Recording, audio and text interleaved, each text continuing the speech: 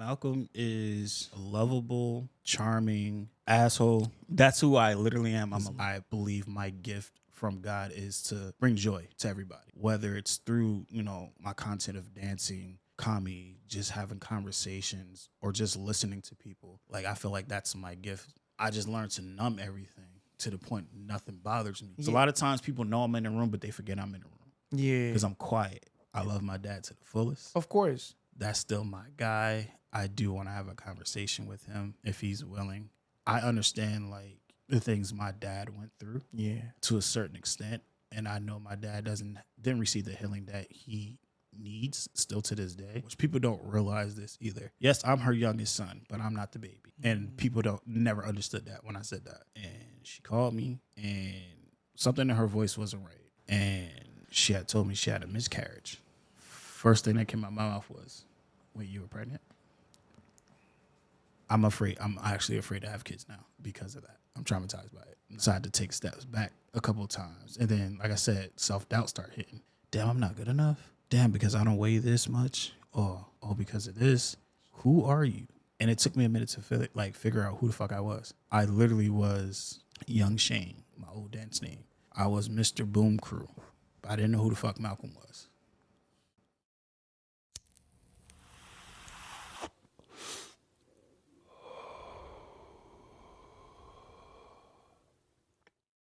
Welcome back, everyone, to another episode of your favorite podcast in your house and in your soul, baby. Come on, man. I love you. Yes, sir. You don't love it.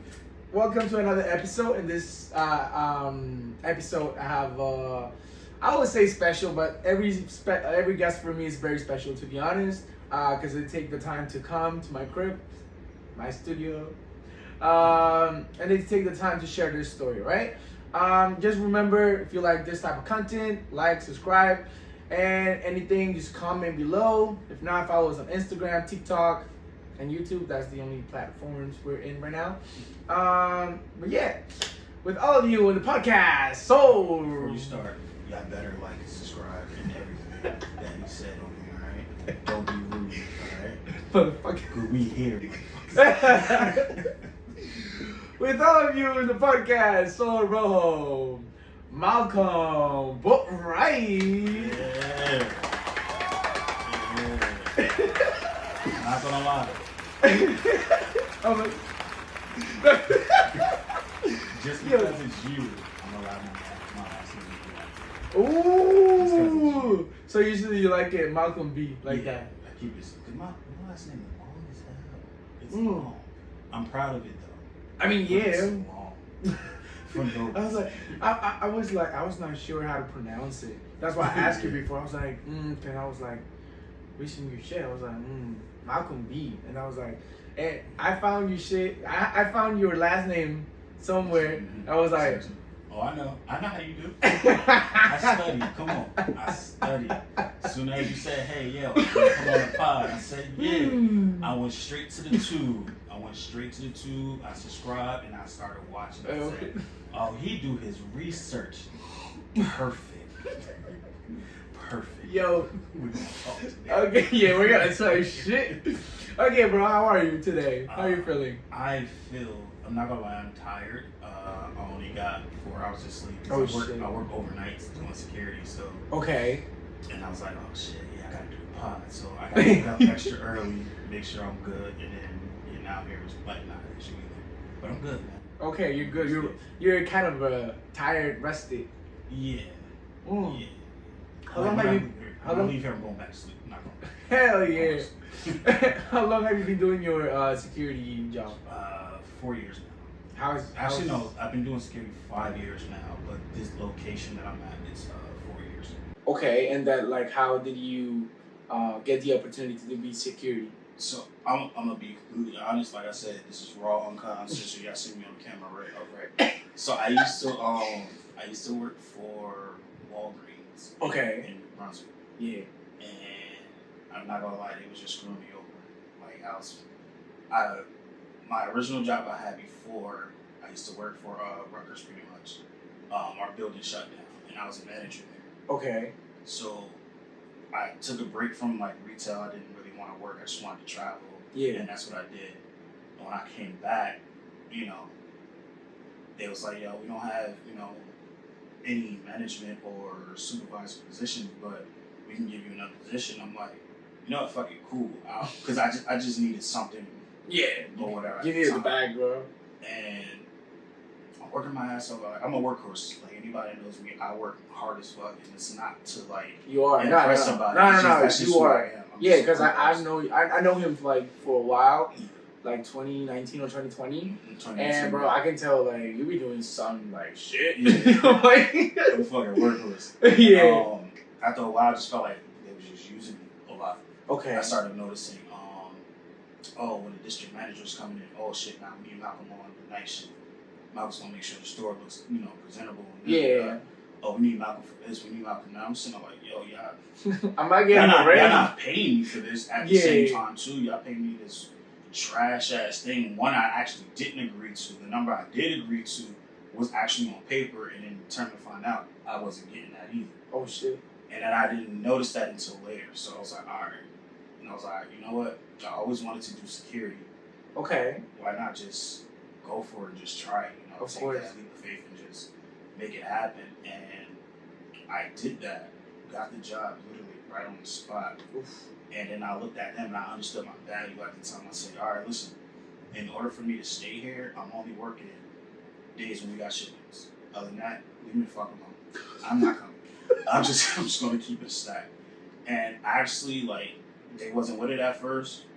Cool, no problem. When I left, how the store was, it got worse. It was a mess. A mess. Mind you, some great workers there, but it was like, yeah, there's no organization. Our guy left. Yeah, they knew that had left. Yeah. And then some of our other guys, like, I was close to as well, they left as well. So it's like, yeah, new people, and you don't have the experienced people to teach them how to do the job. So it's a fucking mess. Exactly. So I came back there one day because I was just shopping as a customer. Okay. And I'm just looking, I'm like, this shit crazy. And one of the managers, she said, can you please come back? Oh. I said, if I come back, I need this pay, and I'm only working shipment days. Yeah. That's it.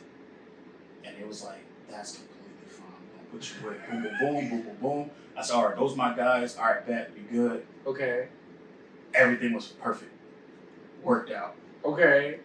When the manager came in, he wanted to bring in his team. Which, you know, I get, you know. I mean, yeah, you bring your people. You know, I understood that.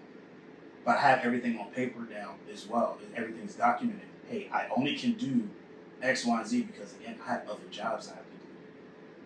He didn't want to respect that. Ooh. So they ended up taking me off schedule. Okay. Right? Never put me on days. And then they said I did a no call, no show. And I got fired. No, they did you dirty. Did me dirty. Dirty. And I said, oh, God. I don't even care. It doesn't even matter. I didn't even get my W-2 for that. Oh, shit. That's crazy. Yeah. And I just said, fuck it, I don't care. Security was doing me a lot better. Okay. Until some fuck shit happened with security too. But okay. It's all good. Where I'm at now with security, it's to the point where I'm so loved where I am. Nice. They don't want anybody else there. Wow. And that's like the beautiful thing. And again, it's not like appreciation. Yeah, like everybody feels protected, everybody feels safe. Like when I say nothing goes on, and if it does go on, it goes on in the privacy of people's homes. Yeah. Which is nothing I can do about unless I get a call. Yeah. And then I can handle the situation. Now if it's dealing with like, you know, weapons or something like that, I still try to handle it, but you know, authorities have to be called. Yeah, of course. We're the ones that's in charge and stuff like that, which is very rare that happens. Yeah. Other than that, everybody feels good, you know, feels safe when I'm around. And like when I'm not around, it throws them off like, yo, you always working? Like, yeah, you always working. Where you was at, yo? I got a life too, bro. People think like, but like, what kind of security job do you do? Because I feel like there's a lot of things in security you can do. Yeah. So right now I work for private homes. Okay. So literally simple. I just do tours, simple tours, just to make sure everything is good. Yeah. Whoever's not supposed to be in there, you know, whoever's trespassing, get them out. Which is again, now everything is so smooth. My beginning days it was rough. Okay. Because, you know, the area that we are at, you know, it's a lot of homeless, a lot of fiends and stuff like that. Okay. So the homeless never bothered me. It was always the fiends more than anything, and especially when you're at a place where if you're not from the area, you don't know the people, and if you're not used to that surrounding, you're like alert. Yeah, so it's like, oh, shit. Like I said, now it's completely like chill. Like, and what's the biggest problem you had, like, as security? Like, do you ever felt like in danger of your life or something? Or for me, no. It's gonna sound crazy, but I thrive for stuff like that. I be wanting stuff to like really happen. So I'm like, yo, I'm about to be on my shit. I'm about to be on my fucking shit. Imagine, I'm just imagining like someone trying to get a gun. You're like, finally my time has come. Yes. That's the feeling. I've been training 4 years for this shit. This is the feeling. But nah, the craziest thing that ever happened, like in danger wise, a guy did pull out a gun on somebody, but this happened right before my shift started, so I didn't know what was going on. I just seen 10 cop cars outside, and like trying to get in and this and that, and then like they started yelling at me like, "Where are you at? What you doing?" I said, "Bro, I have my shift just started. Like I don't know what's going on. Like what happened?" Yeah. And honestly, they're not supposed to fully tell me what happened till afterwards. But these police officers actually went to, like elementary, high school. Like so, we've grown up together, so we know each other. So they'll let me know the information or whatever. I'm like, all right, cool. I'll check here, this and that. Y'all go here, do that, boom, boom, boom, and we'll figure it out. You know, eventually they caught the guy. He got out through like one of the side buildings, like side doors, or whatever. But that's the most like intense. Okay. Other than that, it's usually somebody fucking in the hallway. You know, somebody was shooting up or something like that, like stuff. Okay, but it's good, you know, like at least I think it's a good balance because there's other security jobs that you literally putting your life in danger every single day. That's more so armed security, which I actually want to get into. Oh, you want to do that? Yeah. Oh my god. It pays a lot more. I mean, but it pays a lot more.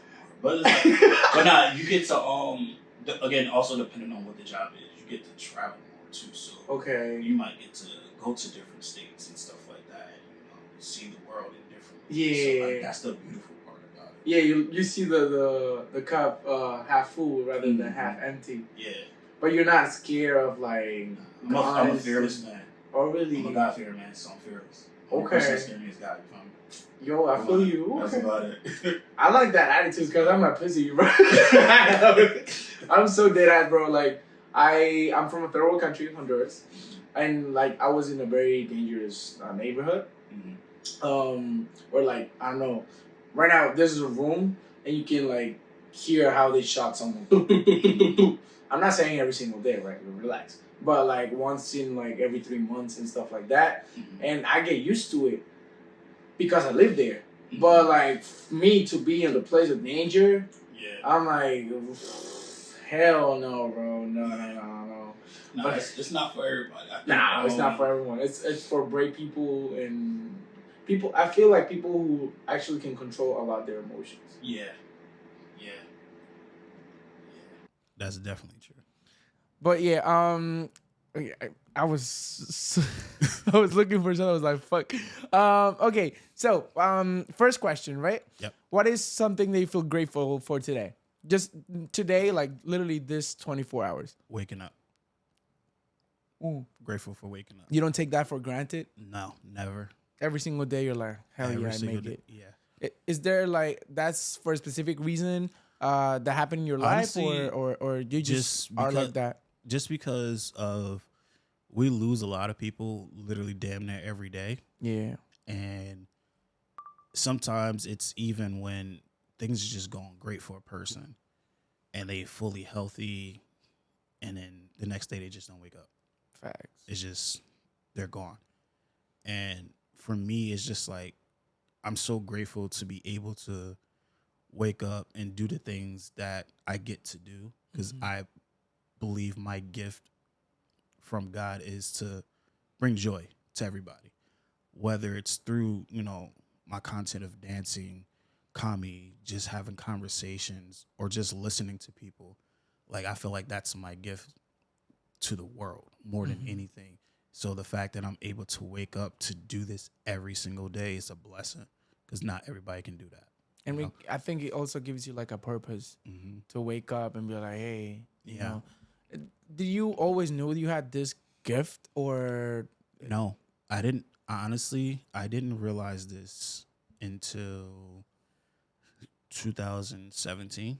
okay, Like fully, like internally. Yeah. That's when I felt it. okay, So a lot of people that know me knows my story. The ones that don't, this is for y'all. I used to suffer through depression from childhood up into my adulthood. okay, And I used to like keep things bottled inside for years. okay, No matter what it was. Didn't talk about it, didn't speak on it. like nothing happened. Like nothing happened. And in 2017, like just life just hit me at once, and it got to the point I was suicidal. Oh shit! And it's a funny story. Suicide's not funny, but the story I'm gonna tell The you is context funny. is the context. It's So, not the action, but it's the. So my first time ever having these thoughts was in 2016. Okay. Right? And you see how my phone is sitting just like this, right? Yeah. If I lift my phone up, right, you see my face, right? Yeah. Okay. So it was literally kind of like that, right? And when I had the thought of, you know, taking myself out, Yeah. I lifted my phone. I didn't see my face. I see my niece's face. Oh. And at the time, my niece was about 6, 7 maybe. Okay. That fucked me up. But to me, that was a sign. Yeah. You have so much to live for. You feel me? And then when I had to, this is the funny part. So when I had in 2017, like when I was having a conversation with my best, she was my ex at the time, but she's still my best friend. Like that's my homie. When I was having a conversation with her, she overthought something that I said. Okay. And what I was basically saying was like, yo, I need to start over. Like things in my life need to be Reset. a reset. But I guess how I worded things Yeah.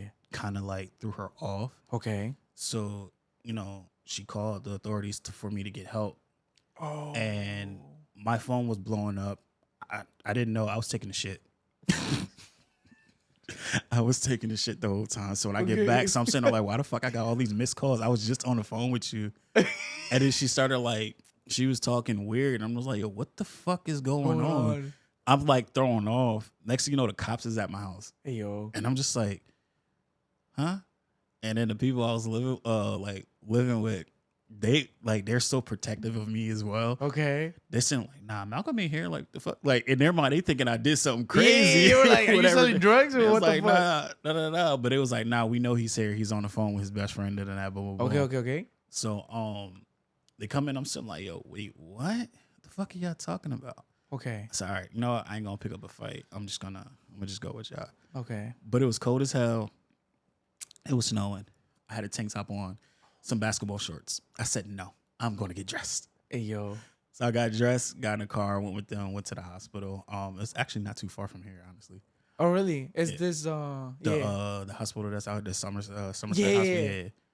It's like 3 minutes from here. My bad, yo. I didn't mean to say where he was at. My bad. Don't stalk him, yo. Stalk him. But I went to the hospital. Like I said, I knew everything that I said, and everything like that. And when I talked to the doctor, it kind of threw her off because she's on a screen and she's looking at the paper. Okay. I can't see what's on the paper. I just know she's looking down. But I said word for word everything that I said. Yeah. And then she brought up something I didn't even mention because I never said. And Because it she was started about a sword. overthinking, and then she like, She was like, yeah, what about your sword? sword? So what about my sword? Like, that shit not at home. Like, the fuck? Like, my dad got that. The fuck, like, the fuck is She thought she talking was about? like, Yeah, she thought I was trying to like harm myself with the the sword sword. at my crib, but I don't. But again, my best friend thought it was there, but it. So like I start going off on the doctor. I'm like, nigga, I'm trying to go to fuck home. You talking about a fucking sword and blah blah blah blah blah. I got work tomorrow, bro. Like exactly like the fuck is you talking about? And me going off and snapping, I did not realize that was gonna fuck me up. Oh, so you went like off. I went off the rails, like, cause I was so angry because I just wanted to go home. I'm like, yo, ain't nothing wrong. Like, I just want to go home. I was taking a shit. Like, yeah, I'm like over here fucking taking a shit. Like, what the fuck? And then I got admitted to it's called I don't know if it's Saint Francis, Saint something. Okay. It's in Trenton though. Okay. And I went there, and it sucks because I went on a Friday, so that means you can't leave on a weekend. The earliest you can leave is about Tuesday. I laugh. More than anything. So when I get there, my mindset at first was like, I ain't talking to anybody, I ain't doing shit. Fuck everybody. Like, I just want to be left alone. Okay. And then something clicked. Don't do that. Okay. Be yourself. The reason why I'm saying that, and this is for anybody that goes through this, the reason why you don't want to be alone and be to yourself, honestly, a lot of these doctors don't care about you. It's all about the money. They would try to put you on hella meds to fuck you up even more. Now, if you're the type of person that you actually need medication, then this conversation isn't for you. But for those that's never been on meds, please listen to me. Be yourself, okay? And again, I'm a person who likes to help people. I like to talk and have conversations with people. So when I was there, I seen firsthand a lot of drug abusers, people that was just, not mentally fully there. Of course. And I'm literally just like paying attention to everybody. And these doctors or nurses are actually watching you as well. Yeah. See how you operate and stuff like that. Exactly. It clicked to them. He had an episode. He's okay. Oh. And throughout that whole weekend, I met some great people. A lot of them did pass away throughout the years and stuff like that. And a lot of people were young, like young, 15, 14. Some people were 80 years old that was in there, 70 years old. Some people was my age as well. And the therapy that we had was beautiful, and it was through music. Oh. And the doctor, she studied everybody's case, and she hand selected all the songs that talked about what everybody was going through. Okay. And she said, I don't even want y'all to talk right now. I just want y'all to listen. And she played everybody's song. Okay. And after each song, she asked, what was the message? And how did you feel? Oh, shit. And when it got to my song, never heard the song. I still don't remember the guy's name. When I say I broke down and cried, and I'm not a crier, I broke down and cried. Yeah. And the message was, it's okay to be not okay. It's okay to talk to somebody. It's okay to be able to be vulnerable and share your feelings, And that hit me hard because literally everything popped up from trauma as a kid to my adulthood, weight, all that stuff. Yeah, because you were carrying that shit for years. For years. And then when I seen the main doctor I needed to see, the first words out of his mouth, no exaggeration, he said, Malcom, I can't make money off of you. You're going home. Hey, yo, no. That's exactly what it said. And I said, can I go the fuck home right now? Right the fuck now. He said, no, we have to find, you have to do two things. We have to find a therapist that you can go to. Okay. Outside of here. And we have to make sure you're able to stay at the home that you are residing in. Okay. I'm like, nigga, that's my fucking house. Like, why the fuck can I? That doesn't make sense. Like, other people live there, but my name is on the fucking lease. Like, what the fuck? But whatever. It is what it is. So literally, ever since then, I've been depressed free. Honestly. Oh, nice. So even though it was a weekend, I learned so much within that weekend. It's a specific time in your life that it's a game changer, basically. Mm-hmm. And that's when I became more fearless. Okay, because it was always there, but it wasn't like how it is now. Like, of course, now you develop, it's more mature experience. I'm just I don't give a fuck. Yeah, let's go for it. Let's do it. Let's talk about it. I'm all for it all the time. And then after that, you kept going to therapy. I'm not gonna lie, no. But after, so the doctor say we gotta get you a therapist. You went to therapist or not No. even one? Not gonna lie. So I'm gonna keep it a stack with y'all. Okay, So bet. I would say don't do my route, honestly, Because it's your experience. Yeah, It's not recommended. if you really need the therapy, go for it. I'm gonna be honest, go for it. I only said yes because I wanted to go home. I wanted to go home. I was not trying to stay there another. Listen, Another week. like I said, the experience there was great as far as like the learning process, But you don't want to be there for it. and I was not trying to go back. Okay, bet. So I always tell people, and I tell my students this too, if you are feeling some type of way, there is going to be at least one person that's willing to listen to you. Yeah. You got to find the right person. Try your best to reach out to somebody and talk to somebody. Try your best to do that. And if you feel like nobody is there, even if you don't know me, I tell this to everybody.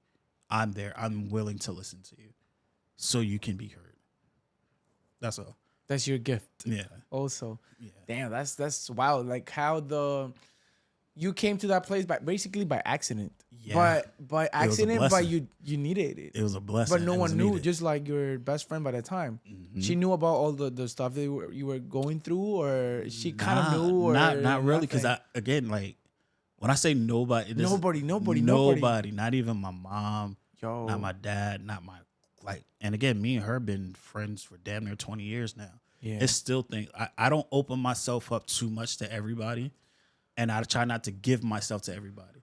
Like you might get 75%. Yeah, there's different 80%. layers. Some things I just like to keep to me. Like Yeah. you know my best friend Mike, Dancing Yeah. Mike, whatever. This man been my best friend for 14, 15 years now.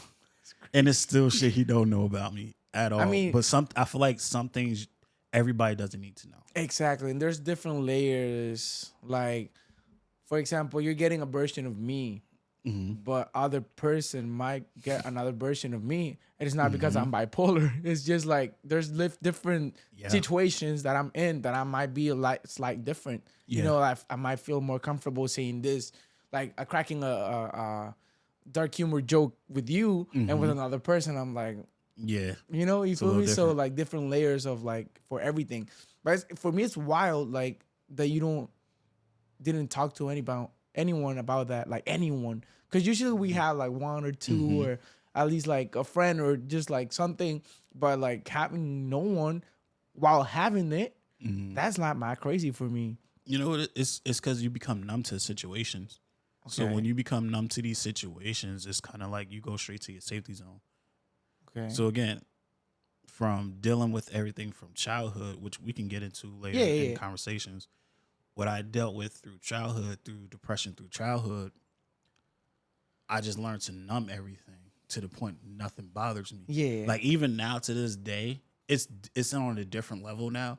But when I say nothing bothers me, Nothing bothers you. nothing bothers me because not everything is for me. Yeah. And I had to realize that too. Okay. That was a And- process. Like it was a long process. Like it's a gift and a curse. Like when you want to be there for people and you want to help them, because like that's just who you are. Yeah.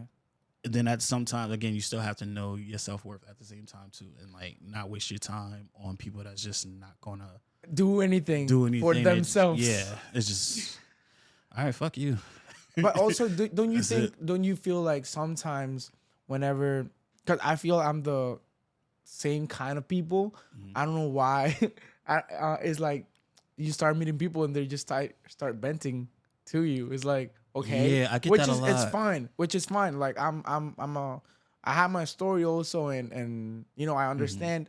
But sometimes it gets like overwhelming. It's even like. Even you take it home and you feel like you got a lot of shit in your shoulders, like physically tired. Yeah. And you don't know why. And then like, damn, bro, I love to listen to your old stories and shit, but I need a break. Yeah. I did that to one of my homegirls before, like, and like she had to admit it to herself. She was like, yo, I'm so sorry to like always come to you. It's always like bullshit. And I was sitting there like, I'm glad you said it, because like It's always the same shit like, with you. Like if I was to say I'm gonna come off as an asshole, but like But again, like as I said earlier No, the pod, like everything that I say is all out of love. It's never out of hatred or anything like that. But like, don't always come to me with your issues. I want to hear how good you're doing at times. I don't want to always hear how bad you're doing. Like that shit is fucking draining. And I'm gonna be honest. I'm not gonna fucking care. Yeah. Like my face is gonna be like this. That's for those that was watching. If you're just listening, you know, just know it's just like Ice Cube face. Like, the fuck? Are you a good reader for people? Meaning, do you know who to help? So meaning, because I feel like I have the feeling of, damn, I can literally have a 3-4 hour conversation with this person, but I know for a fact they're not gonna do shit. I'm just gonna waste my time. Are you a good reader for that also? Yeah. How do you develop that? So I kind of just again it's through experience, bro. Right? It's literally through experience. So what I do is, and then you could also tell who just want to talk. Yeah. Like you just tell that too. So what I do, again, I'm a great listener. Yeah. But once I start hearing bullshit, I'm like, yo, hold up. What? When I start questioning shit, but in a funny way, just know you said some stupid ass shit to me. It might be important to you, but to me, it sounds stupid as fuck. Yeah. And I want to understand why it's important for you. Why it's important to you. And then once you realize it's actually not important to you anymore and how stupid it sounds, you're going to be like, that's why you was making that face. Yeah. Yeah. Shit sounds... What? You're like, you can literally just save me 30 minutes of my life right now. Yes. Or you got to hit him with the, hold on. Today's not that day. Oh shit! I don't want to. I'm not. We got beautiful. We doing beautiful vibes today. Just beautiful vibe today. Yeah, because there's always like this person who comes to you, always negative, and you're like because I feel like you're also a good observer. So it's like you observe their behavior with other people. They're not like that with other people. Yep. They just come with the bullshit to you. Yep. And you're like, why are you always bringing that bullshit to me, bro? Like, I gotta go on bed and be like, damn, bro, I feel heavy as shit. Like, I want to help, but... But, like, I take blame for that to a certain extent. Because, again, that's just who I am. So, me wanting to always be there to help people... Also, that's the cause and effect of it. Yeah, but also as a balance, like even though if you have like the best job ever, there's also pros and cons. Not everything is like flowers and colorful and rainbows. Yeah, no, it's like as everything has like how you call that downsides. Yep. Yeah, like for example, having a podcast. I love having this type of conversations. The downside is that my editor really, he gotta be doing his shit like editing and posting and everything, and that's a downside. Yep. So it's like, you feel me? Yep. So I feel like everyone understands your point of view, like come here with the bullshit. Yeah. Okay. For someone that doesn't know you, right? What's a good introduction for yourself? Who you are? What you do for a living? You already said security guard, but like a general context of who you are. So Malcom is a lovable, charming asshole. That's who I literally am. I'm a lovable, charming asshole. The asshole part comes from the attitude that I have, which is like I don't really give a fuck. That's the asshole side of me. But again, it's all from love. Like, I don't like my time being wasted. Just like I know a person doesn't want their time being wasted. So if I come off to you as like rude, just know it's coming from a loving place. I just don't want my time being wasted. That's all. And I'm an overall entertainer. Like, I don't want to put myself in like one little category because I kind of do everything. So if you want to know who Malcom B is, lovable, charming, asshole who's an entertainer. Nice. That's as more as a person. And labor wise, what other stuff do you do outside of your security job? So outside of security, a DJ, I do photography, videography from time to time. Choreography. Well, I'm a choreographer for Dance 2000. Shout out to my kids. Woo, woo.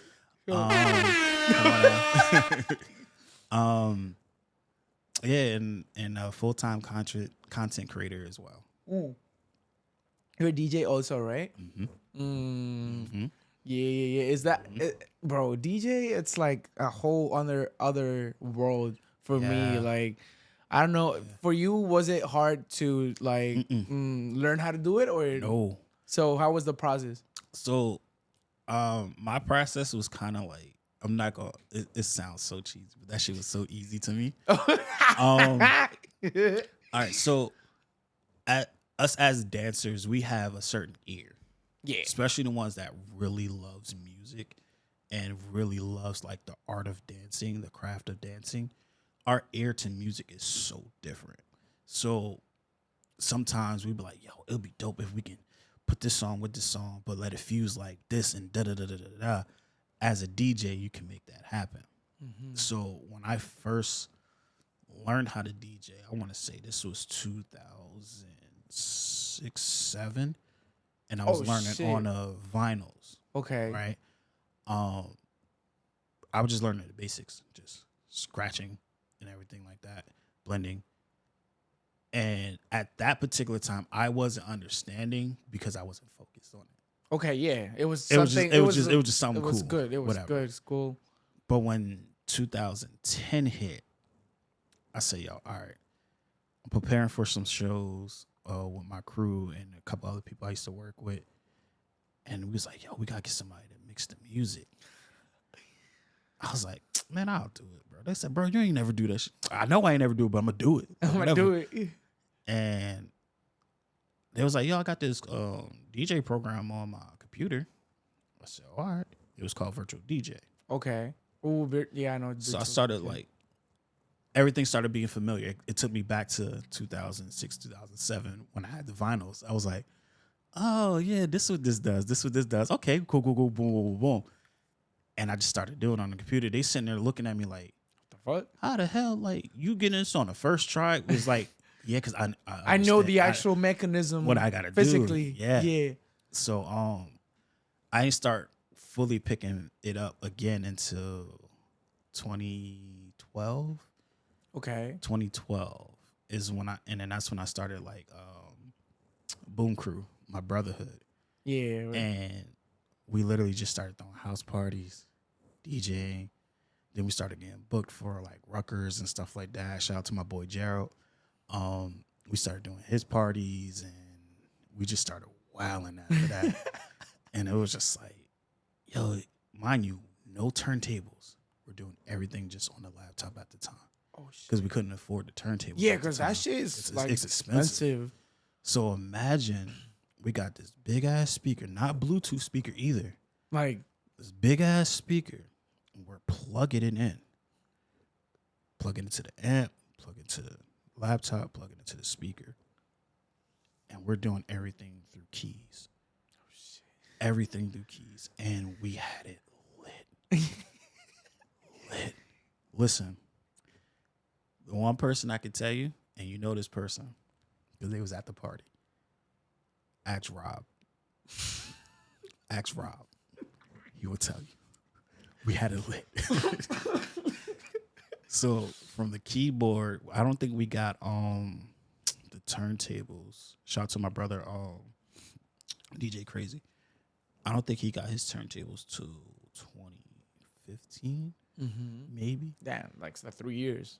Yeah, and it was the Pioneers. So that's when we started like using the Pioneers. So you're actually like you're a group of people being DJs. So you're like you support each other. You're like, hey, yo, I saw this and this and that. Yep. Not only by yourself, which helps a lot. Yeah. Sometimes it's like, damn, I'm just like by myself and shit like that.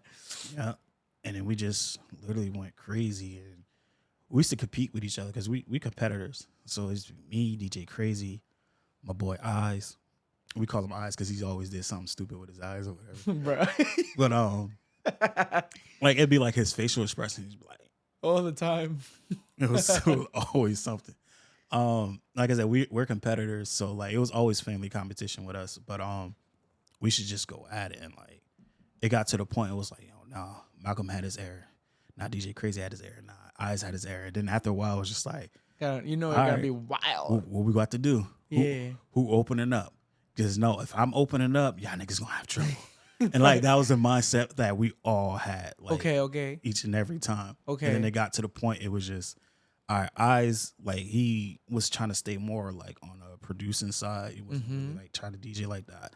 So it was just me and Crazy. Yeah. We just started like, all right, bro, what you want to do? How you want to set this up? All right, bet. Yo, Mal, you want to open? I got you. Just, hey, I'm about to put pressure on you though.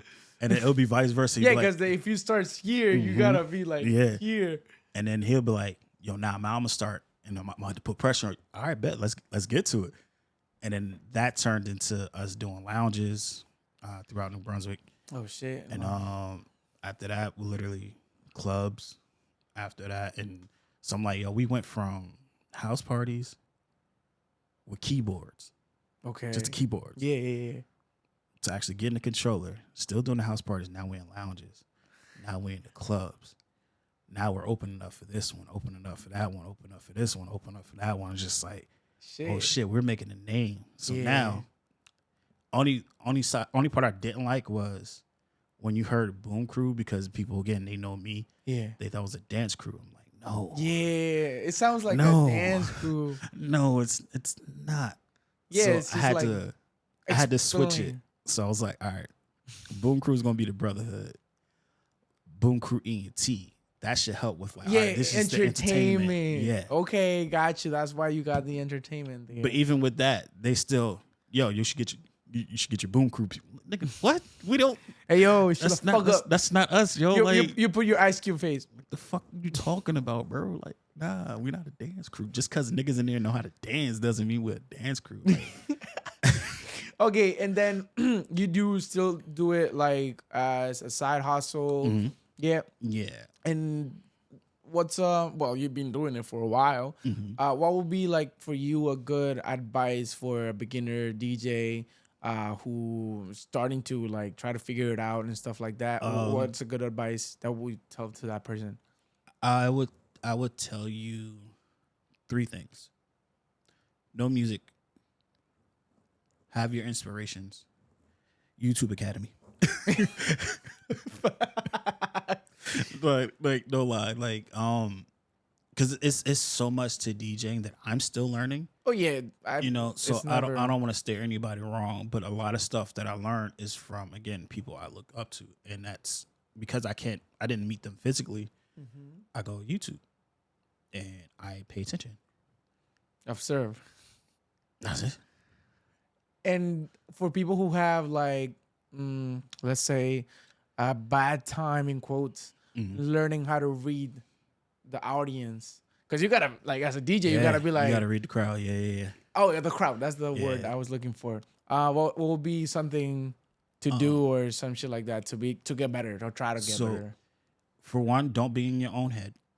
Don't doubt yourself at the same time, but don't be in your own head. You have to, I would say, do research too. So let's just say I'm booking you for a club, right? Yeah. And this particular club is more of is more diverse. Yeah. You can't just play whatever you want. You got to play what the crowd is going to love. You can ease them into certain stuff that you might like, and they be like, oh, okay, I kind of like this. This, wait, who that? You know, you can do that, but don't just go in there and just do your own thing. Like, you have to understand the type of crowd that you're going to be around. So, like, with me, if I'm going to an urban club, right? Yeah. Most of it's going to be hip hop, right? But a lot of the hip hop songs that they listen to, I personally don't listen to, but I know that's going to hit in the club. Yeah. All right, bet. So I will play those tracks, but I'm going to play other tracks by that same artist that they probably don't know about. Yeah. And have them okay, I kind of like that. And again, understanding music, know how to fuse music with different things. Mm-hmm. So I can turn a crazy trap hip hop song into a club song if I wanted to, or to a house song if I wanted to. You know, a popping song, I can turn that into something else. Like an R&B song, I can turn that to something real jazzy, or I can turn it to That's a house the power song. of a DJ. Like, you have to, like, once you understand music and you have the love for music like that, and again, having crowd control is everything. Yeah. And me coming from me being a dancer and having that stage presence, so I understand how to demand the crowd. Like, it's, and then you got the microphone. And you can like literally the dopest DJs is again the scratching and all that is great, but knowing how to talk on the microphone to get the crowd. Yeah, is one because thing, they're also too. MCs Yeah, and shit. knowing how to get them like that is fucking beautiful. Now, what's the worst part of being a DJ from your perspective? Taking requests. It's so. Oh, listen. This is my camera right here, right? Yeah. Let me talk to my camera real quick. All right. Listen. Okay. Stop coming to us with your request. If you ain't got $50 to send me for your request, leave me the fuck alone, okay? Especially at the club. I don't care how cute you are. I don't care how many drinks you try to buy me. Give me money. Give me money. Can you play this song? No. Listen, my guys and I, what we'll do is when people ask for requests, we have a certain song queued up. Okay. So back in the day, it used to be Barney. Okay. And we'll literally play I Love You and throw the whole party off. Yeah. But everybody would start laughing. And I'll be like, yo, if you hear this song, just know somebody came up and requested a song. And we went from there. That's hilarious, bro. Yeah. So like it's I'm gonna be dancing. I'm like, who the fuck? yeah, it's annoying. So like even with private events and stuff like that, like That's very hard. What I Private do for events. those is on my contract, I ask whoever's booking me, let me know the type of music you want. If you have a list of like a particular song, or if you have a playlist that that's the only thing you want to hear, let me know. Yeah. I'm only taking requests from the person that hired me. Your uncle, your grandma, your auntie, your niece, your nephew. I don't give two shits about you. Fuck away from me. The person that booked me is the person that can talk to me about X, Y, and Z. Yeah, facts. You feel me? And I go from there. Honestly. Yeah, because private events, bro. Yeah. I still okay. So I'm admitting this on camera. This is the only time I get nervous when I get private events, and I really don't know these people at all. Facts. Because I'm like, oh, fuck, I gotta download all this goddamn music. Is you don't, bro? I guess I work also like I don't know. I'm a hype man. I think you called it in English, but for basically for Latin people and shit like that. Mm-hmm. So that basically means like you gotta go and lit a party as a dancer, right? Yep. Sometimes like people are like shy to dance and blah blah blah. So you hire dancers so they can like get people to dance. Yep. Nothing crazy going on, just like getting them to dance, right? Two-step and all that. Yep. So the thing is, I only get nervous for private events because he's like, damn, it's that rush of like, bro, I hope they're like nice people, meaning like nice people, like they want to dance. Because the worst shit that can happen to you as a dancer, hype man, is till you can be like 40 minutes dancing by yourself or trying to get people to the floor and they don't want to dance. Yeah.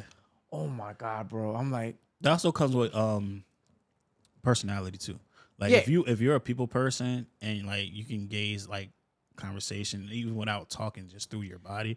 energy. It helps. It comes. It Yeah. definitely helps. I'm not gonna hold you. It helps a definitely lot. But some, bro, I've been like I think you call it in quinceañera. Is that how- Quinceañera. Yeah, quinceañera. Where supposed to be like, in the party, they're supposed to be like the main center of attention. And then they don't want to dance. They don't want to be the center of attention. And I'm like, bitch, like the fuck?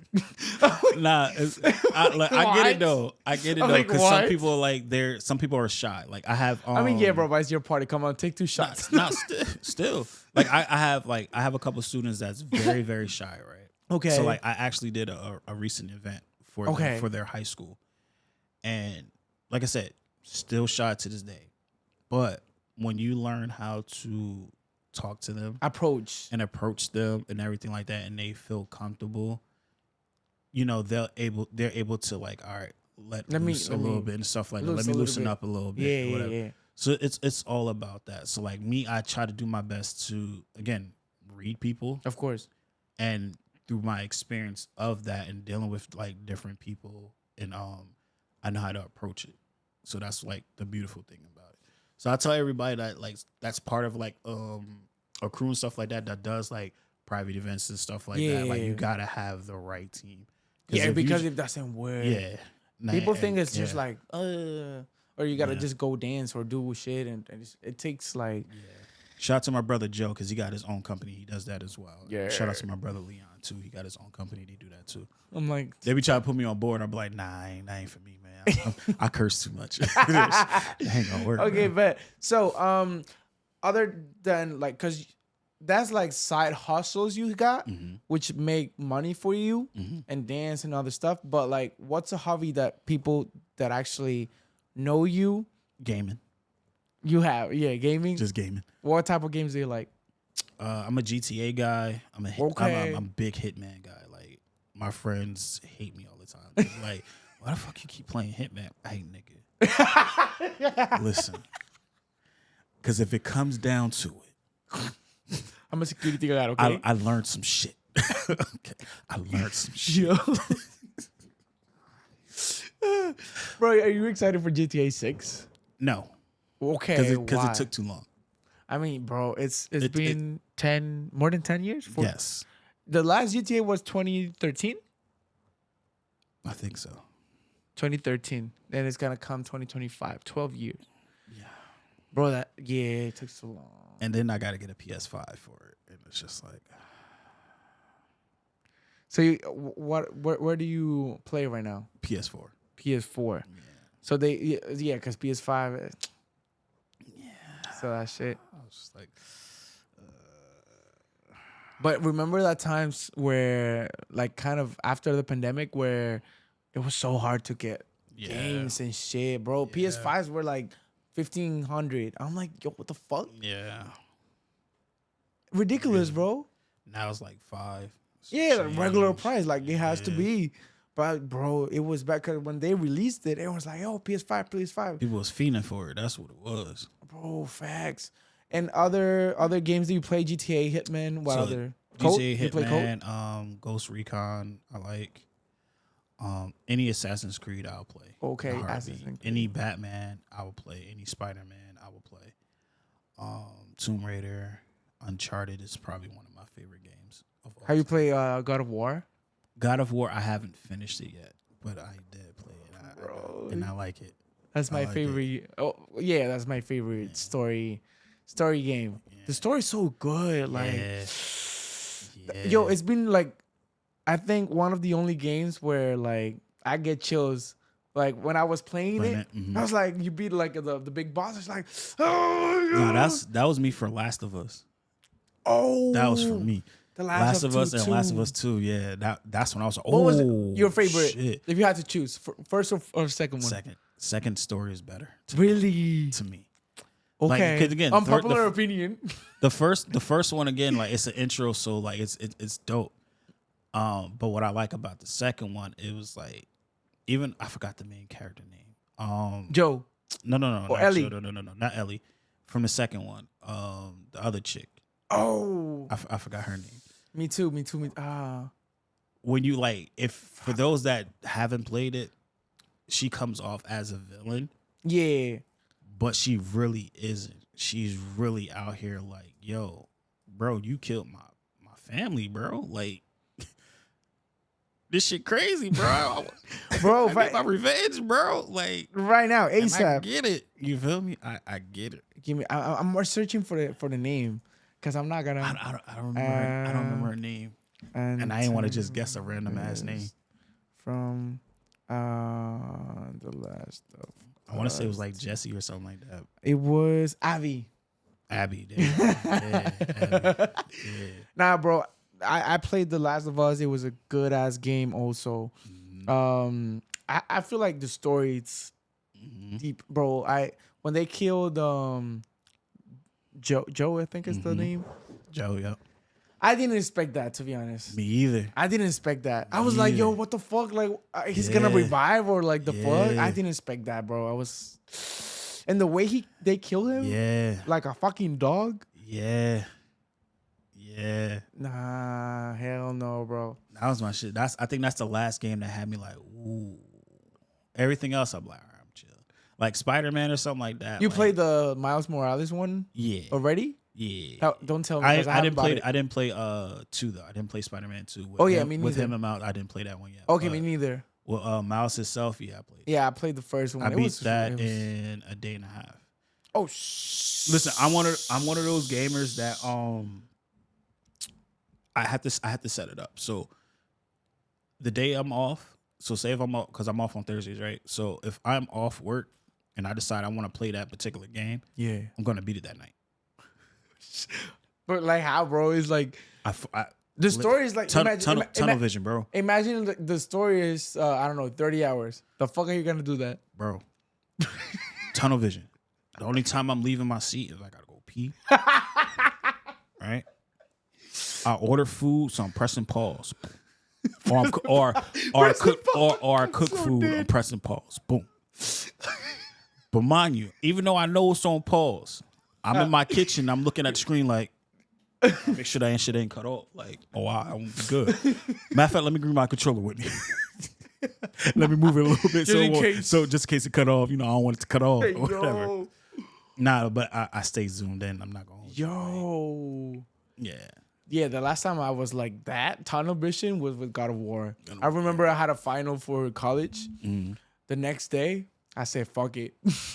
I was playing 6 a.m. Yeah, that's how it be, bro. That's how it be. And like, because once you in tune into it and you really enjoying it, is that you gotta enjoy time just goes like this. You gotta enjoy. Yeah. It's basically, for me, like a good game is a story. For me, like I gotta get engaged with the story and be like, okay, I feel part of the game. Yeah. So I can enjoy the fucking game. Yeah. So I can feel part of it. Because if not, it doesn't work for me. It's just like whatever. If I'm stuck, I'm not gonna hold you. The game is going on rest mode. I gotta give myself an hour. Give myself literally an hour break. But if everything is going well, like I said, I'm only pausing if I'm about to eat or use the bathroom. That's it. That's it. That's okay. What would be changing a little bit, right? What would be an ideal day for you? Like the perfect date. If you can describe it from the moment you wake up until the moment you go and sleep. I'm not gonna lie, I'm very simple. So a perfect date would be, we honestly can just go any fucking where. I don't care. We could just be walking, as long as it ain't too hot out. We good. But we could just be walking and just laugh and have a conversation, cracking jokes. I'm one of those people. I don't mind going to Target, put on a red shirt, some khakis, and fuck with people. Okay, like that's fun to me. You feel me? Yeah. I don't mind going to the movies, even though a lot of people don't like going to movies as dates. I'm like, me personally, bro, I want to see how you are in the movie theater.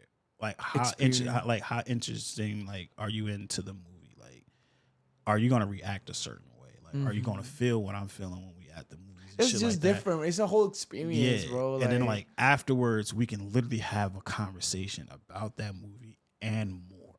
You feel me? Yeah. Even though they say like, for example, for a date, they say never, not never, but like it's not a good idea the first date to go to a movie theater. Fuck that. Fuck that. Fuck that.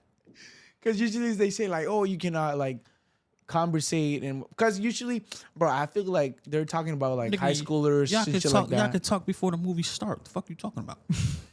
And you're gonna talk afterwards. The fuck is you talking about? The whole purpose is for you to enjoy each other's company. That's the main thing. So again, if we already conversating and the idea comes out like, hey, let's go to the movies. You already know what you signed up for. We're going to the movies. We had conversations leading up to, hey, we're going to the movies. All right. So you already know in the back of your mind, you're not trying to fully get to know the person that particular time at that particular time. You're just trying to watch a goddamn movie. You feel me?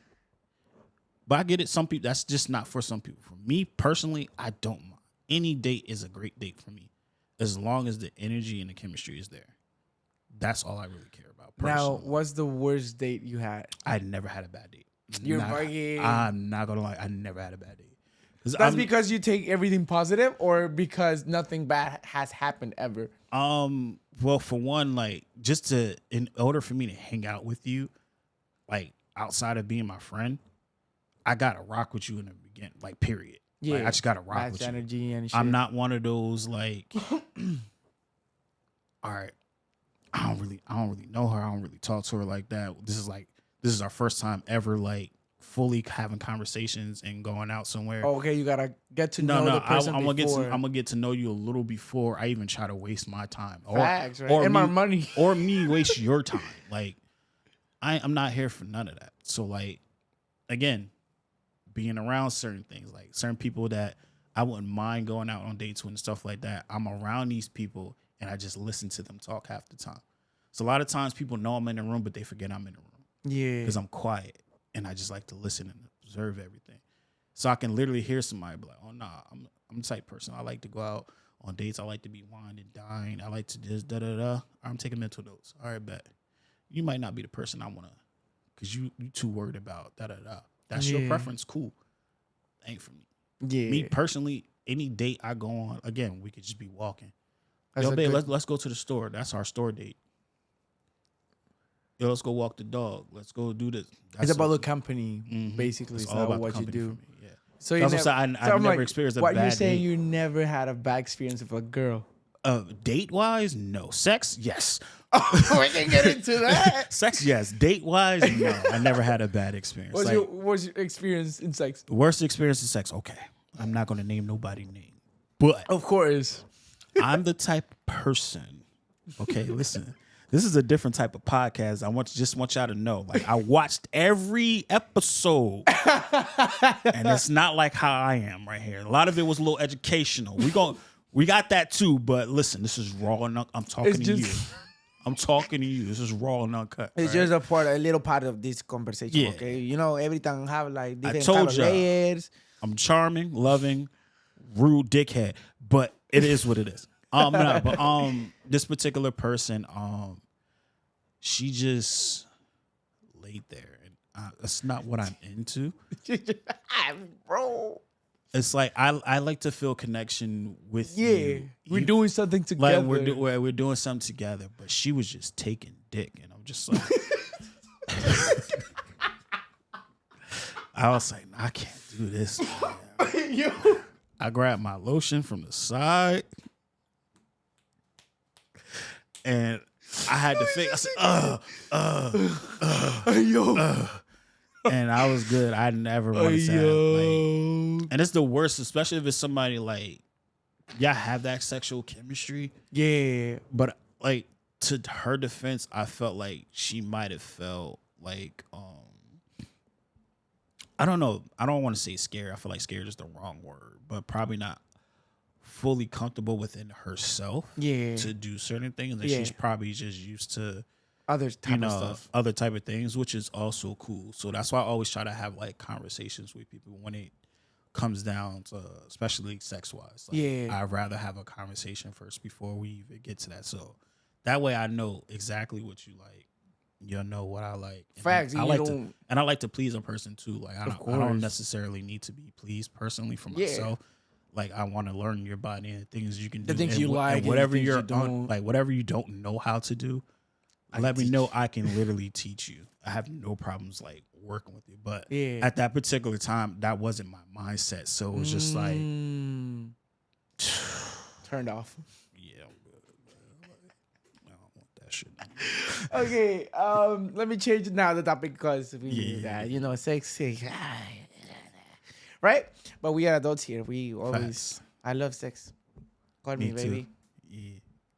Call me. Don't call me nobody. I don't. Just DM me if you want. So Don't I can do get that. wait. So I can get a green card. Thank you. Wait. Marry my boy, okay? Please. Marry my boy. My time has come. I'm like, immigration is coming for me. I'm just kidding. Okay, talking about dance, your dance life. How you start dancing, what introduced you to be like, yo, I really love this dance lifestyle. So it's kind of like a two-part. I'm gonna give y'all what my parents told me, and then I'm gonna give y'all what I remember. Yeah. So with my parents, I have dancers on both sides of my family. Um, my mom and dad said I really started dancing when like I was around one, and just music just always moved me and everything. I know it sounds like a typical story, but like I said, like these are coming from their words, not mine. Yeah. At the time, I barely. you feel me? I don't think you Like, I remember a don't- 1-year-old yeah. baby. But I remember when I was like, you feel I me? remember from 5 and up. Okay. I remember from 5 and up. I What's don't your remember anything else. okay? But parentheses, because what's your first memory of your life that you have? The first memory of my life that I remember, I can say the street name because I don't live there anymore. But I was on Howard Street in New Brunswick. My dad had a green Cadillac. Lived on the second floor, and we had a cat named Tweety. And my cat scratched me in my middle of my forehead right here. Shit. That was your first memory? That's the first memory I remember. Hey, yo, I that's remember crazy. that. It has nothing to do with dance at all. Yeah, but I was just close parentheses. Yeah, that's like the first memory I fully remember. And then like after a while, like me thinking more things will like pop up. But that's always that's the the first. first. That's always the first thing I can remember. That's crazy. From Okay, childhood. close parentheses. My Yeah. bad. Nah, you Keep good, you going. good, you good. But yeah, they said I was dancing since like the age of 1 and stuff like that. My dad claims he taught me how to do the moonwalk. I just don't believe him, but he's sticking to that story, which is fine. I'll let you be. My cousins used to say I used to always do like splits all the time, because my cousins, they always did ballet and modern dance and stuff like that. Again, those are things I personally don't remember, Okay. but I'm able to believe it because I can still do them. Oh, And shit. I didn't know I can do those things until I was just doing them. And it was like, yo, bro, you used to do that all the time when you was a kid. I was like, oh shit, all right, that's what's up. Yeah, because some people, we got to train. And be like, Yeah. you got to be stretching and shit. Yeah. I They cannot always do said I that was a shit. fearless kid too, so like I can mimic something real quick. Like Oh, shit. I used to watch Michael all the time. My dad brought, this is VHS time, so Yeah, VHS. that's like, yeah, I can tell how old I am a little bit. And I used to mimic him all the time, whether it was popping, whether it was footwork, just being smooth, like being intricate, like whatever it was, I can mimic anybody. That's crazy. And I didn't realize that I was learning how to do things. I was just doing it Okay. because I seen it. I was like, all right, that's kinda cool. Naturally. It was cool. Yeah. And then eventually my mom started hosting talent shows at my school, and I just started dancing. And literally it went from there. I never took like dance serious at the time. It was just something fun to do. I was Like a hobby or yeah, something that you I was a enjoyed. basketball lover. I love playing basketball more than anything. But with dance, it was like that freedom that I had. And I think I was in second grade. I think it was second grade. And we danced to like a Missy Elliott song. And that's when like everybody was like, no, he's gonna be a dancer. Watch out for him. After that, I'm dancing like I'm probably what 7, 8 years old. But I'm with crews that's 13, 15 years old. Like I'm rocking with them and outshining them at the same time. Like Okay. that was like the thing. And it wasn't like, oh my God, he's so cute. It was like, oh, this nigga can dance his ass off and he's young. Yeah. Watch out. Watch for him. out. It was literally those moments more than anything. And it was great. It was a great time. And then from whenever you're 7, 8, you kept going. What's the next big experience you have from dancing? So the next big experience from that was getting accepted to Arts High School. So Okay. I was in 8th grade. For most people nowadays, that would be middle school. Yeah. We didn't have that back then. Oh, really? Back It then, was just nah. like a It was just literally just grammar school, and then you had high school. okay. That was it. But I went to Arts High School. I got accepted to the program. Only black kid in the state that got accepted for dance wise, which was dope. So Oh, yeah. I was literally, I think it was Wednesdays and Fridays. I was going to my regular school. By 12, I was leaving to go to my other school. Shit. And I was there until about like 4 or something like that, 5 or something like that, and it was just dance. That's all I did. It was dance. So it was contemporary, jazz, and ballet. Everything. You were training, my boy. Mm-hmm. And what was your favorite style? Or you're like, you love everything. So no. So at that particular time, jazz was everything to me. Okay. I learned tap as well, but I stopped. I don't know why I stopped tap because I love tap to this day now. I should have kept going, honestly. But it was jazz was everything for me because again, it was just being able to express myself and be dancing a little bigger and stuff like that. And at these times, I just didn't know a lot of styles. It was just whatever was out there, whatever I seen, I could just mimic, and it was nothing. But me going to that school, it was also like a curse as well because those professors were a little racist and not gonna hold you. Hey, yo. So dealing with that experience was a little weird too. But especially with the professors or also students during the daily basis? No, it was just the professors. The students were great. And what kind of attitudes they had towards you that made you Everything, feel that way? everything was negative. Like everything. So To you? yeah. So meaning that like comments towards you, it was negative all the time. Like it was weird though, because I'm like, the audition process, I was already late to it for one. So I missed literally an hour of the audition. Okay. Wasn't my fault. It was my sister's fault, but whatever. But when I get there, they're in their creative movement stage for hip hop that is freestyling. They're in that stage. So I just start falling in. After that, all right, we're doing combos. So it's literally like 400 of us. Oh, shit. 400. And only 20 people got picked.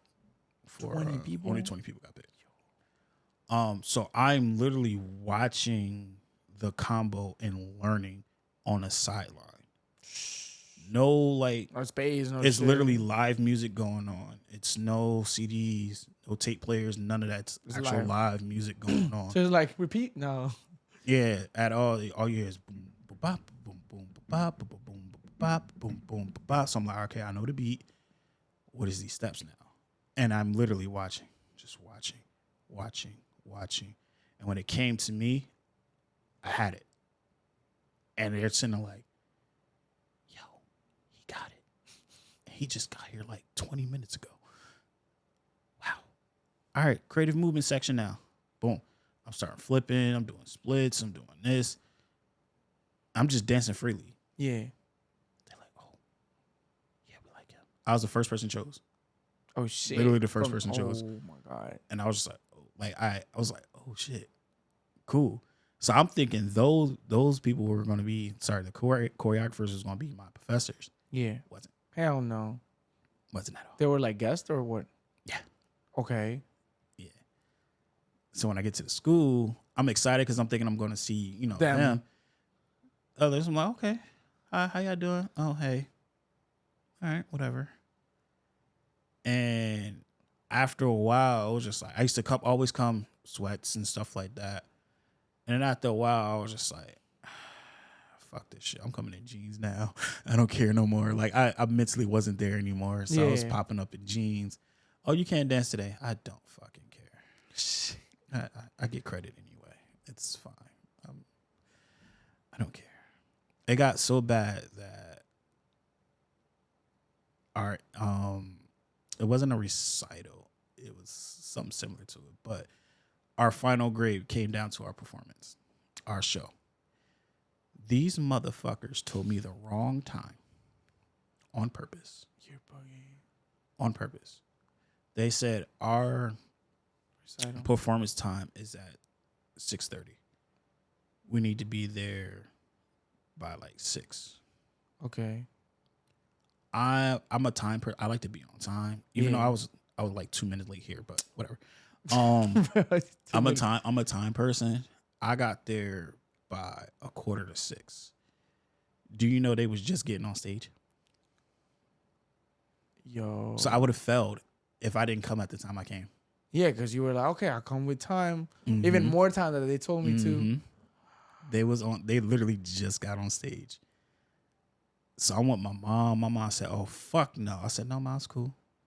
I'm going to just smooth slide in. Smooth slide in. Do what I got to do. And we're going to get the fuck up out of here. Simple. And that's exactly what happened. They started, music came on. I literally slid into my spot. So all you hear the crowd was like, oh. And I just did my thing. And then what was the reaction of your professors?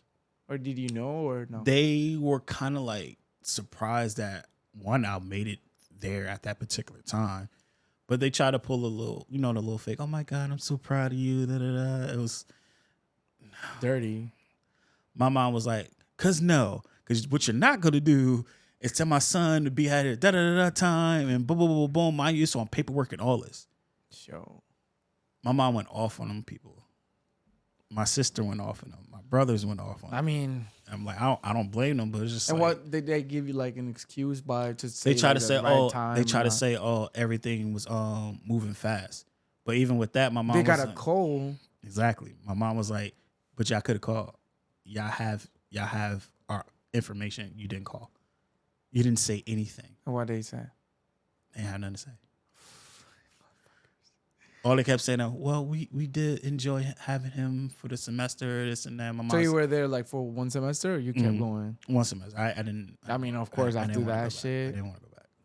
It was the worst.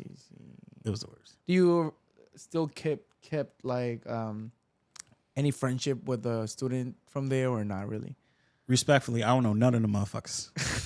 I ain't asked nobody name, nothing. Like when I literally the first day, like I said, I came in with love. Yeah. Like I always do.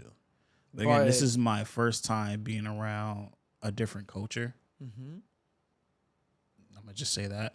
Yeah. And again, I don't blame the students. I blame parents. I blame authorities, teachers and all that. Don't corrupt these people. Yeah. I don't like to say it like that. Sorry. Don't corrupt anybody.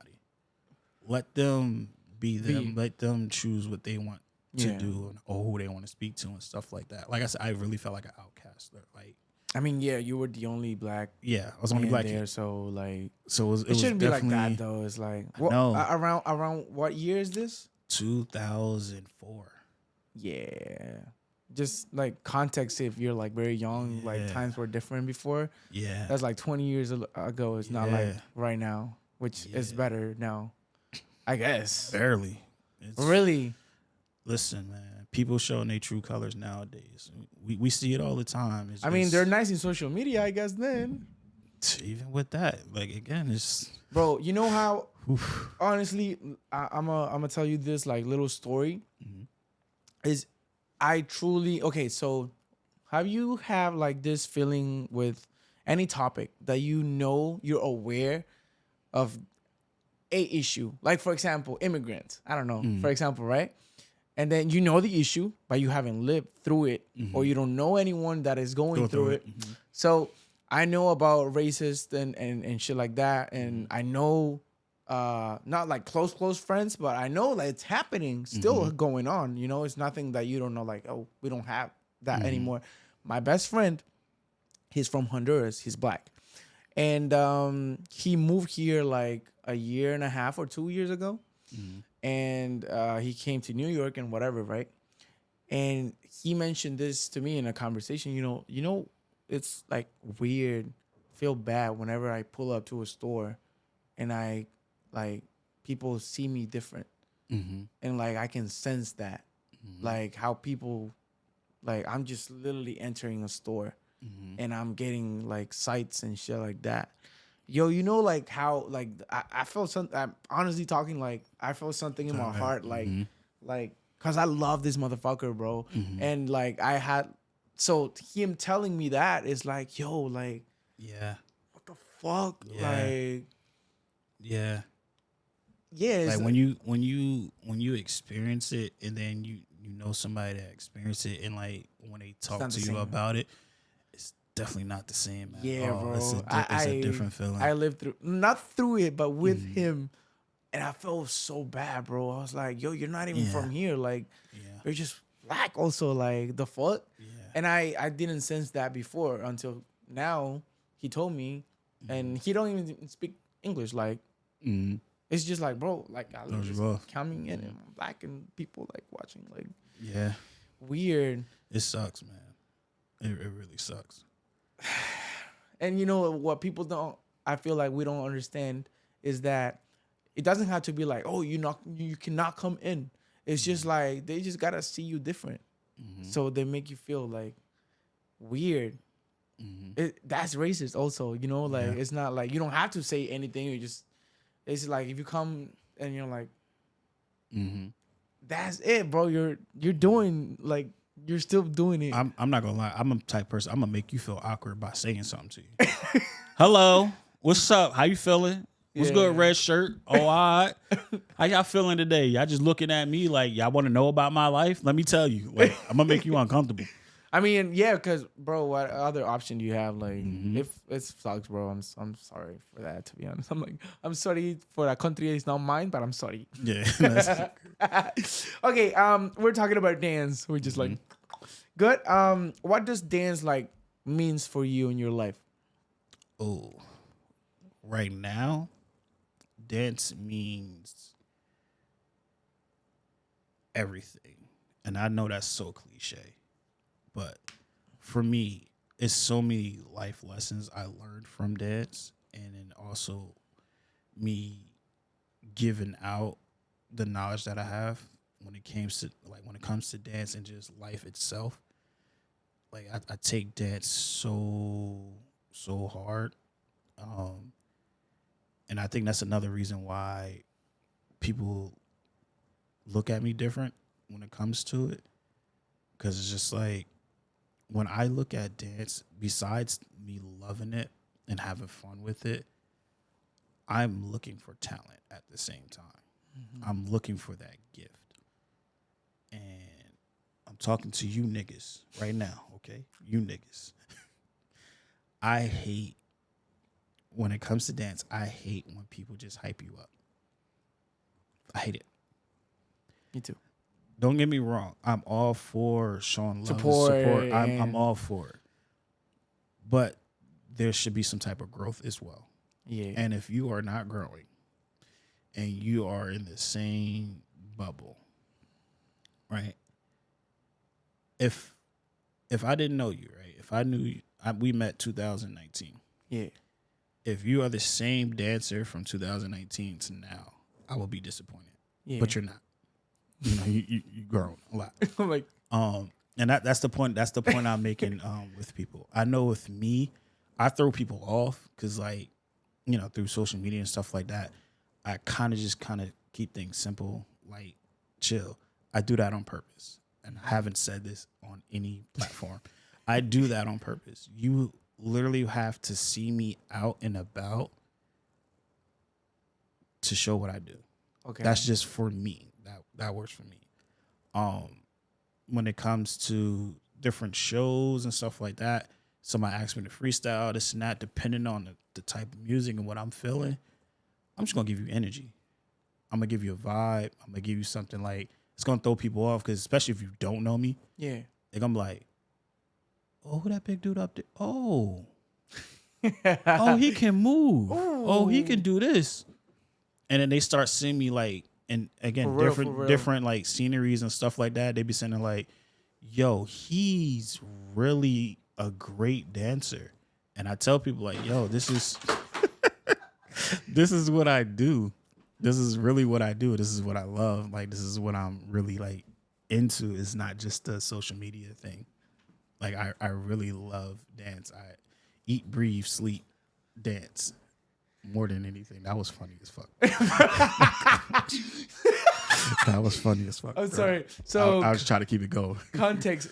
Okay, so sometimes I have a production team that doesn't work for shit here. But sometimes I gotta do some shit with the camera and stuff like that. So I was trying to be smooth with You it. trying to be smooth and that shit just Bro, I does not was work. okay, but I was listening. Okay, so I feel like the way you express and hyping up people also, it's good and it's bad. It's like if you cheer me up for everything I do, then I'm not growing. Yeah. So it's like my point of view in it is that you gotta earn my hype. Like, oh shit, that was shit was dope. If not, I'm gonna stay quiet. Yeah. And like honestly talking, like, unless you're like extremely gifted, like you're like, oh my Yeah. God, bro, I'm gonna say 6 out of 10 times you're not gonna be dope. Yeah. So 6 out of 10, I'm gonna be quiet. Yeah. And that's okay. Yeah. Remember the face I told you about earlier that I was making? Yeah. When I was asked to judge a couple battles in the past, that was exactly my face when I was watching. I was sitting there like, You're like, hold up, where the camera at right here? I was just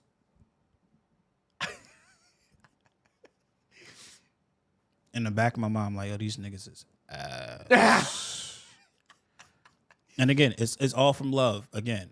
But the reason why I'm saying this is because, again, a lot of people they want to lab or whatever, but you're labbing with the same people who hasn't elevated.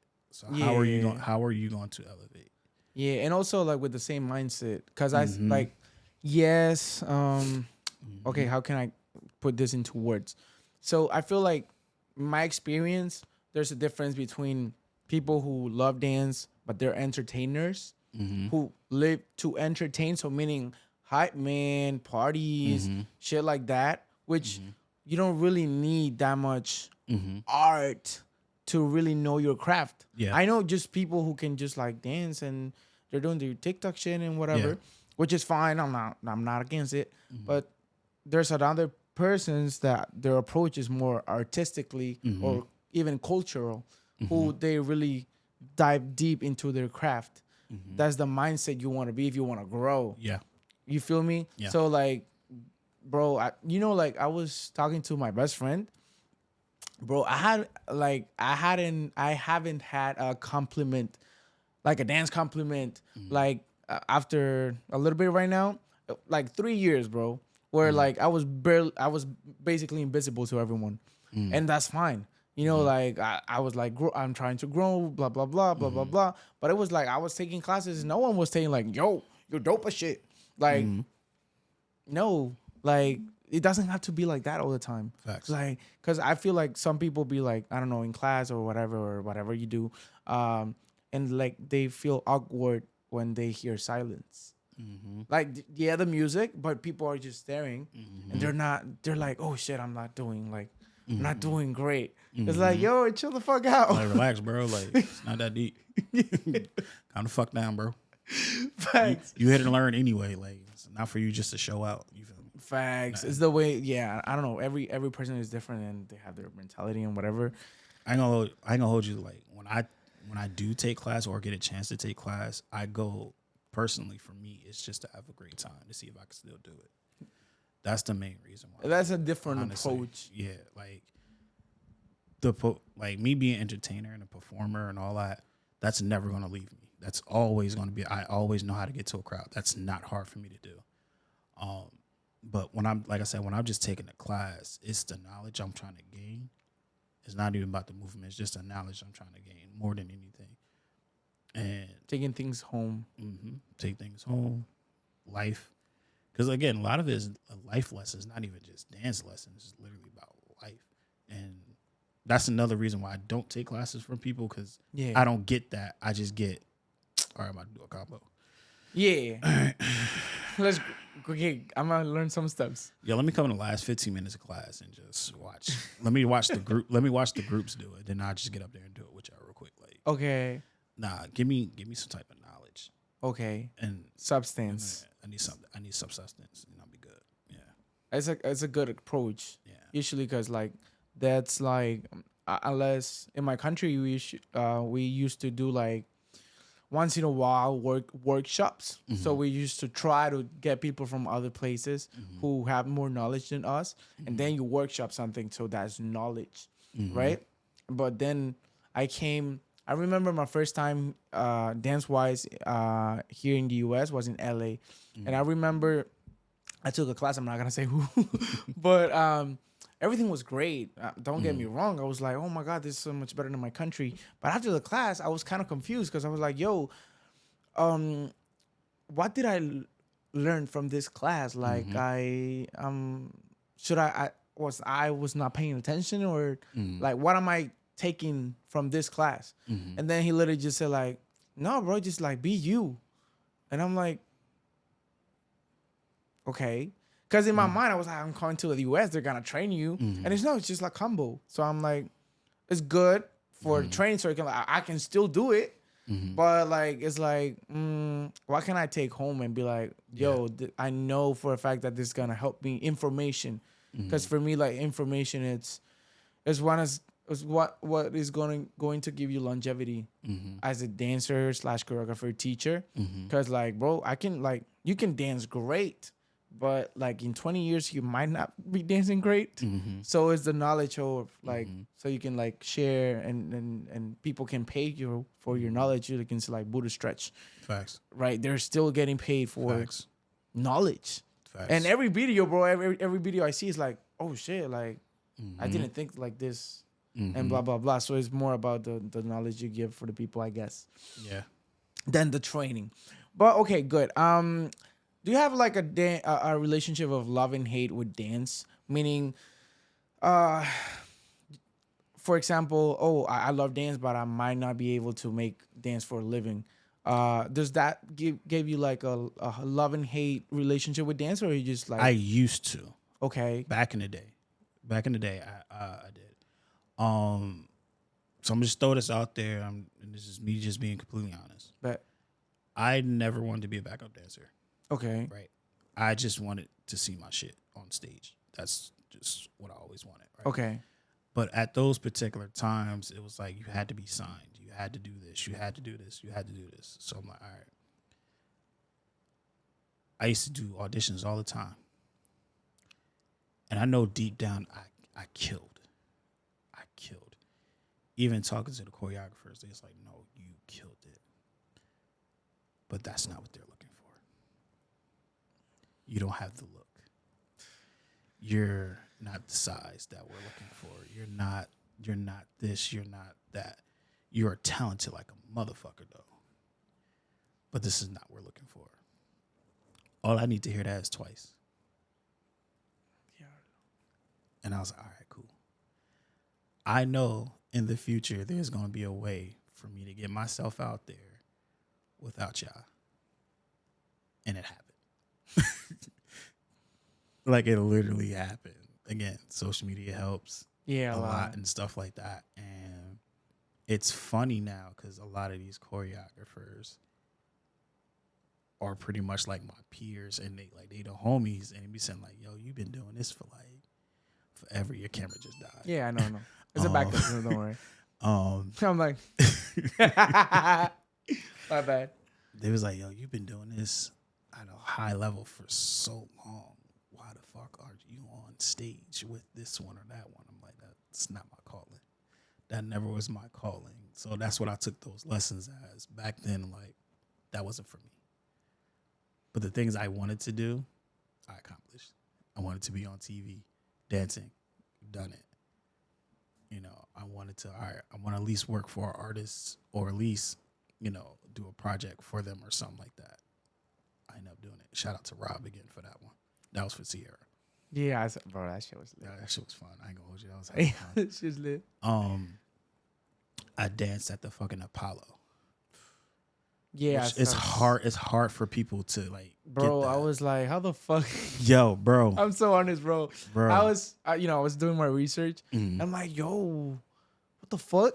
Yeah, like stuff like that. To me, that's big black culture too. Like the Apollo Theater. Like Michael Jackson was on that stage. James Brown, Stevie Wonder, like Prince. Like they all bless this stage right here. Yeah, and I'm like.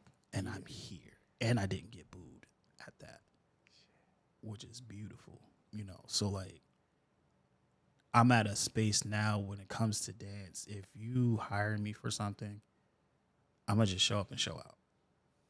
That's it. It's that simple for me. Now, if you want me on tour and stuff like that, you know, I know the conditioning and all that stuff. That's what I'll have to work on, which I have no problems doing it. Because once I'm locked in, I'm locked in. But if that's not, like, what I'm looking for. Yeah, it's not your main goal. Yeah, It's not your purpose. It's not your calling. My calling is, again, giving knowledge, spreading love. That's why I love working with my kids. Like, they are the reason. I tell them this all the time. They are the reason why I still keep going. Wow. If it wasn't for them, me meeting them in 2018, and you met two of the students that I had. If it wasn't for them welcoming me like the way they did, and they asked for me to come back, like, hey, can he be the permanent teacher? Yo. That made me like, oh shit, cool. And then like literally every year, growth between, again, myself and them. I'm learning more about them, myself, my teaching style, all of that. I just like, I can't wait to go back. I can't wait to go back. Like literally, like I start teaching again summer in like 3 weeks. Summers, I usually don't like no summers like that. I'm just gonna be completely honest. It's just timing wise, it's just never good for me, summer wise. But during the school year, like it's the excitement I get, and then when I see them, like I said, it's always love from the parents to the students. It's always beautiful love, and again, I learn a lot from them. Like, all right, Of course. what are y'all into? Like these are conversations I have with them. It's just not Just dance. dance. It's like, yo, social. talk to me. What's going on? Whatever you're open to tell me, let's talk about it. And it stays between us the whole entire time. You feel me? It used to be to the point like parents, like they get in trouble with their parents calling me, boom, boom, boom, yo, what's up with you, yo? What's going on? Yo, why you fucking up in school? Or why you disrespecting your moms or dad? Like it get to that point, you know, so we build that relationship, and like it's nothing better than that. And I think like whenever, especially teenage years, like the print that you live in a life is doesn't have a price. Like I have I always say this, like I have a one teacher in high school, bro. Not even dance, like bro, the way he helped me, bro, like when I didn't have anyone to talk to. You cannot, like, bro, I cannot pay him with enough money. Like, and he's never gonna die, not even like in my mind, but also in everything I do. He's gonna live through my work. Because every time, like right now, I'm saying like, yo, he was lit, blah, blah, blah, blah, blah, blah. That doesn't have a price. Like, that doesn't really have a price. Facts. And I feel like it's also hard to get to the point to understand as a teacher that gift. Yeah. Because the thing is, like, bro, you're doing something beautiful. You feel me? But also financially wise, you're like, damn, like, I feel like, you know, we grow up and you got more responsibilities and you're like, oh my God, oh my God, oh my God. And it's like, it's hard to get to that point to accept your gift, your role that you said. You were like, oh yeah, I admitted or accepted that I'm extremely talented, but they were looking for a look, right? And I feel like getting through that process is very rough.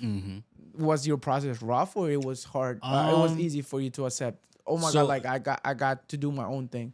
So it got to, so remember the story I told earlier about me being numb? Yeah, of course. I was numb to it. Oh, okay. So you didn't. So it was like, all right, whatever. Like, again, because now if they didn't talk to me at all, I think I would have been in my head. But because I had a conversation and they were just like, and it wasn't me like going up to them like, yo, what can I improve on? What can I do? This and that. I went up to them saying, thank you for the opportunity. Yeah. And I just kept it simple. And they literally pulled me to the side. I was like, no, you're fucking incredible. You're just not what they're looking for right now. Yeah. It's other than that, I don't even mind taking you under my wing. Like those were the conversations that I was having. But I'm just like, I'm trying to I wanted to get signed. Yeah, like to try to get some type of help, you know, at that particular time. Like I said, times today is a little different. But back then, like you had to be signed. Like, it's not like to be signed. And it was a lot. It was a lot. I'm not gonna hold you. It was a lot. It takes a lot on your mental and all that. And I don't know if it was a blessing for you that you were like kind of numb, to be honest. I think it was, even though it sounds so wrong. Yeah, it was a blessing. like trying to think half full and half empty. Mm-hmm. It's like, Fuck this shit. Okay, and now that we talked about social media, for example, let's talk about like your social medias, right? As you know, I know him for 2019, 2020. I'm not sure. But the growth you had in social media, hey yo, like what the fuck?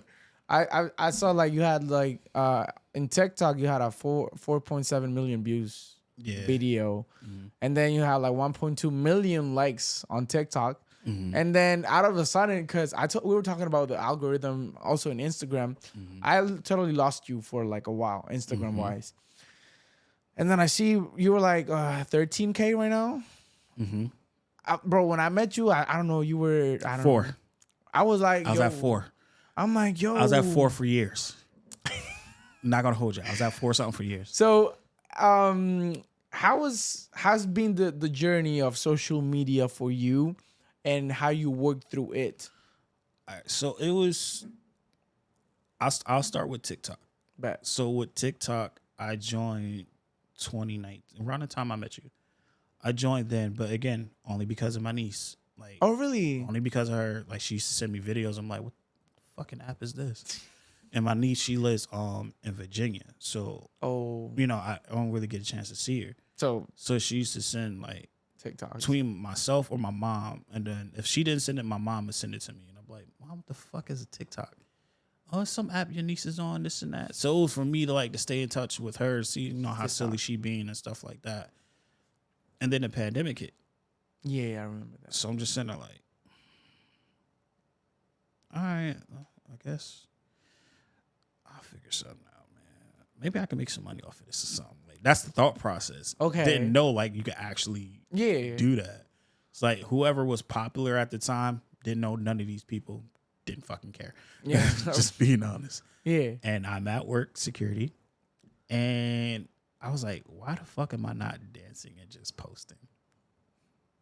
Like, show your silly side, but show your talented side at the same time. Yeah, at the same time. And literally that's what happened. And then my first ever post that I did, I should have kept it up. I reposted later though. I got to 30K. Oh shit. And it was like a comedy. It was like a comedy thing that I did because I'm a big Chucky fan. Yeah, so, I remember you doing like facials and shit. So it was that, and it just started buzzing.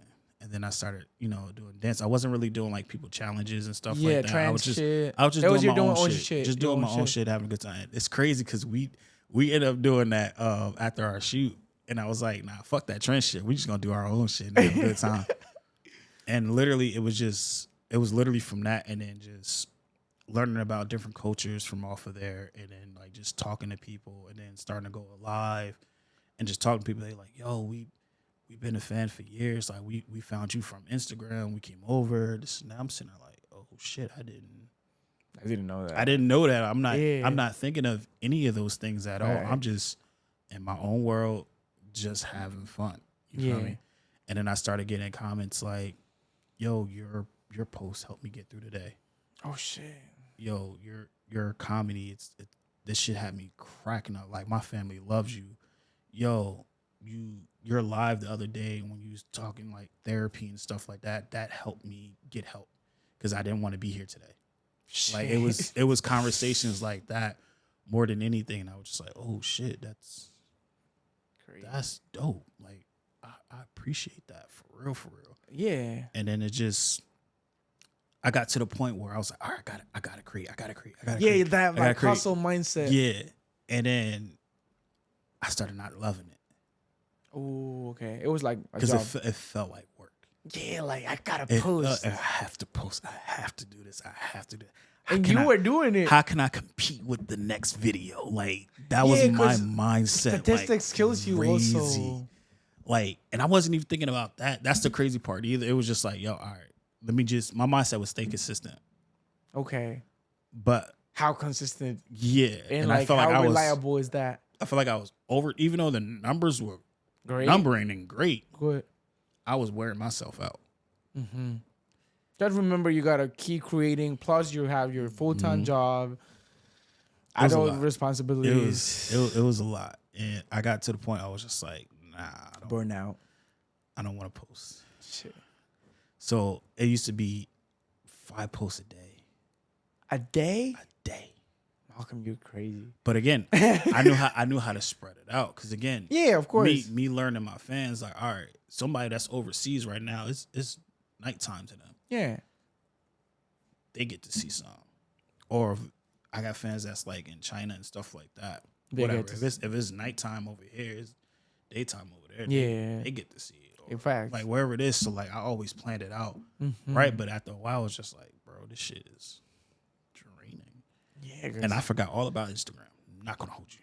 I mean, Instagram is I forgot all about Instagram.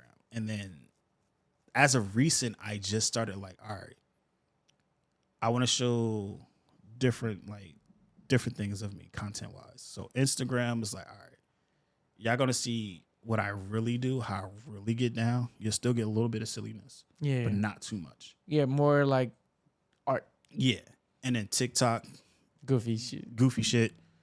Entertain. I might entertain it, and then I want to promote my music because I know it'll blow up more on here than it's gonna do. Oh yeah, because you feel me? And literally, I tell people all the time, I don't care what the opportunity is. If it's you get 10 seconds, 8 seconds, 5 seconds, 15, 20, you make that memorable no matter what. It took one video from a clip from a crazy performance that we did in New York. That video was at 1.2 million now or something like that. And again, it's not just from what I did. It's everybody, how people sharing all the time. Like they still doing it now. Yeah. Sharing the videos, making a meme out of the video. You know, when you get that meme, it's that's gonna go crazy. Yeah, you feel me? Because you're like, oh, they're making memes about me. It's gonna. Yeah. And like you gotta have a great sense of humor too. Like when it comes to the memes, like I knew every joke that was coming. I felt it. I was just like, when I posted, I was like, yo, this felt so good. And that's why I try to tell people, read my captions. My captions like always give you the message or whatever. Yeah. And like I think the caption was like, when you feel good, you look good, and you like, and just watch the ease on my face. Everything is just a vibe. Yeah. Like that's literally what it was. And then people took that from, yo, this is me when I'm waiting for my food in the microwave. Yo, this is me when my taxes is done. Yo, this is me when I'm about to get off work. Like, this is me, da-da-da-da-da. Like, all those things was hilarious to me. And I was just like, yo, this is beautiful. And the fact that, you know, you have people around the world, like, sharing these videos of me is just like, thank y'all. Of course. I really do appreciate it. Like, for real. And especially after, like, this backup story you're giving of the things you went through artistically talking, that you're like, it's not like one day I just woke up and I blew up. Yeah. It's like, yo, it's been putting in the work, years of dedication. And then getting all this love also is like, and it's genuine. Like that's the beautiful thing. But I don't feed into a lot of it at the same time too, you know, because a lot of that stuff can get to your head. So I always try to make sure I stay cool, calm, and collected no matter what. Yeah, I was going to ask you also, because like, even though you say you're like in another layer or focus on mentally, it's not easy to handle attention from social media, because as good things come, also negative comments come. And how was the process for you of like, yeah, I'm getting attention now, and I might get negative comments. I might get positive comments, and try not to let you get all this. All right, so this is for you, camera, again. Yeah. All right, so I'm and this is not to sound cocky. It's gonna come off this way. I'm used to attention from, again, this comes from childhood. Again, being a performer, being a dancer. Yeah. So you're kind of used to it. It's just levels to attention that comes to it. So for me, I don't feed into things, especially if it's negative. Like I kind of laugh at it more than anything, because I'm like, at the end of the day, you're on my page commenting about me, helping the algorithm. My name is in your mouth. Thank you. That's how I read it. And I'm the type of person, I'll joke with you as well. Like, somebody was like, oh, it was a comment. Somebody said, oh, he can't wait to something from the microwave. I said, nah, I'm an air fryer guy. Like, I'll say shit like Yo, that. honestly, you know? I have this in my mind right now. I was watching your most viewed video right now in TikTok for 4.7. Mm-hmm. I was reading the comments, and then, bro, I was cracking up right before you came because someone put like someone grab his uncle or some shit like that, and you were like, also bring the Bring your auntie, yeah, like that's me. That's me, yo. Now bring the auntie, yo. Stop playing. Bring auntie, grandma, all of them. Like that's that. So like people will dead. call that as clapback. Like that's if you know Malcolm, that's how Malcolm talk. Like I you was invite so me to dead, the bro. function, like yo, who gonna be there? Yo, your auntie gonna be there. Your grandma gonna be there. Yeah, like, because like, that's how I speak. Other people be like, "Oh my god," like you know, blah blah blah, and you're like, "Hell no, bro." Nah, bring this. What? Your auntie that got the fatty with that wig though? Yes, bring her over now. With the Listen, ooh, you talking about Auntie Shaky, the one that ooh, she be whipping that motherfucking batter up. Yes. Hey, she made the cake though. She made. All right, bet. But yeah, bro, I love how you approach that shit. Like, Yeah. I think it's a good way to approach it. Yeah. That negative things. You gotta have a sense of humor, man. You again, it takes time to get there. Don't get me wrong. This I mean, didn't you went happen- through. This didn't happen overnight, y'all. This definitely takes time. So like when I do tell people, when you analyze certain things and you realize some shit just don't really fucking matter and it is really not going to affect you if you allow it to. Again, it takes a process to get there, and I do understand that as well. But once you get there, you're not gonna give a fuck about what nobody think, what nobody say to you, as long as you are living your truth. And I think I wrote this in a comment too, because somebody had said something crazy as well, and I wrote it in the comment. I said, "Yo, as long as you are speaking your truth, living your truth, fuck what anybody else say about you, bro." Yeah. It's that honestly, it sounds so weird and crazy, but like it's the truth. If you don't give a fuck what anybody say, you live your truth. You're being authentic to who you are. Nobody else matters. And I know some people that like they're like big, so meaning big like year wise, they're like 60, 55, 50. And they're living through their life trying to please other people. Because what they're gonna say and blah blah blah, and I'm like, yo, like you literally throw your life away. They're like, I would like to be I don't know, bro, a teacher, but what they're gonna say, I'm like, yo, like I always think like I think it this way, right? So let's say like, okay, someone's talking shit about you, right? They're literally gonna talk shit like 5 max 10 minutes, and they're gonna keep going with their days because they're got their own shit going on. And then you're gonna stress out and like go in depression or whatever. You're gonna like quit your job or your dreams for that 5 and 10 seconds of 10 seconds, 10 minutes. Bro, no, it's not worth it. Yep. It's not worth it. Like the thing is, I don't know. Like also, I believe people really feel they're more important than they actually are. It's like, you're making me a face. I was like, bro, I was like. Yeah. I'm like, nigga, can I yawn in peace? Like the fuck? I'm like, not everything is around you. Yeah. It's like you're not that important, but also you're not that insignificant. Yeah. It's like you just be you and like focus on your shit. Facts. And whatever they gotta say, even like just listen if you think they're on the place where you want to be or it's a productive, how you say criticism, like a productive criticism. Like it might help you. It's like okay, I'm gonna take that. But there's also ways of criticizing people. I don't know, but every person is different. But whatever. Let me put this statement out here real quick, 'cause people be misunderstanding. Your feelings are valid, right? I need everybody to understand. Your feelings are valid, but I also need you to understand you can have the wrong feelings and be wrong at the same time, and that's the part a lot of people don't want to realize and understand. And I was kind of having this conversation early before I came here with somebody. One of my people, she sent out a clip, and I listened to the entire clip for what the clip was, and I was responding off of that. And what her response was, I'm like, no, sweetheart, I need you to understand. I understand what you're saying, and I hear you. It's the other side that you need to hear too. Like, at the end of the day, you're gonna feel how you feel. That's your prerogative. But if you're feeling some type of way over something and it's completely wrong, that's where it's like, yo, bro, I hear you and I heard you. You need to understand that's not what it was. That's not what it was at all, bro. Nope. Like, I understand you wanted to be heard, and I hear you. I listen to what you said. Even if it's some dumb shit, I still listen to Even though what you're you said. wrong. I just need you to understand, hey, here's where you're wrong at. Again, it's not, I hope people don't look at it as like, oh, you're pointing a finger. It's like, no, it's not that. I'm pointing out what's actually going on. Because sometimes there's a pattern that happens.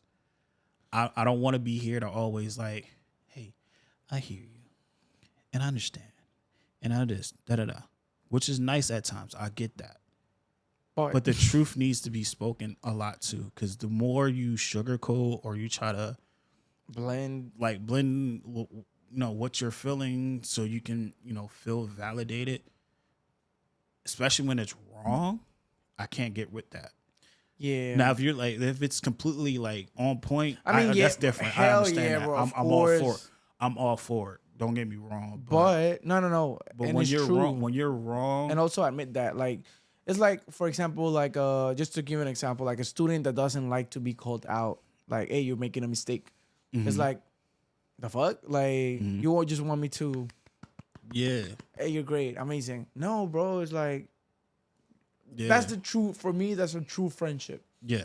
I like friends that be like, yo, gotta get in your shit, bro. Like, you're not doing good. Yeah. Or you might be doing this better. And I might get upset, but I know he's right. Yeah. It's that shit. Like, you might be wrong also. And it's okay. Yeah, it's okay to be wrong. Like, and I tell people that all the time. It's okay to be wrong. You don't have to be right all the time. Me personally, I don't want to be right all the time. And I don't look at myself as being right all the time. I go off of what the situation is and I analyze it. And I throw out suggestions and try to figure out X, Y, and Z. And I'm a words person too. Like, if I say something to you, I'm telling you directly what it is. Yeah, not going around shit. Not at all. It's just like I'm telling you exactly what it is. Now, if you take that and you turn it to something else, I'm going to need you to understand I'm not going to give a fuck about what you're talking about. Only because I'm telling you exactly what it is. Like, if I'm telling you, hey, 2 + 2 is 4, and that's exactly what it is. And you're not getting it. And you're not getting it, and you feel like it's 5 or it's 6 or it's this or that.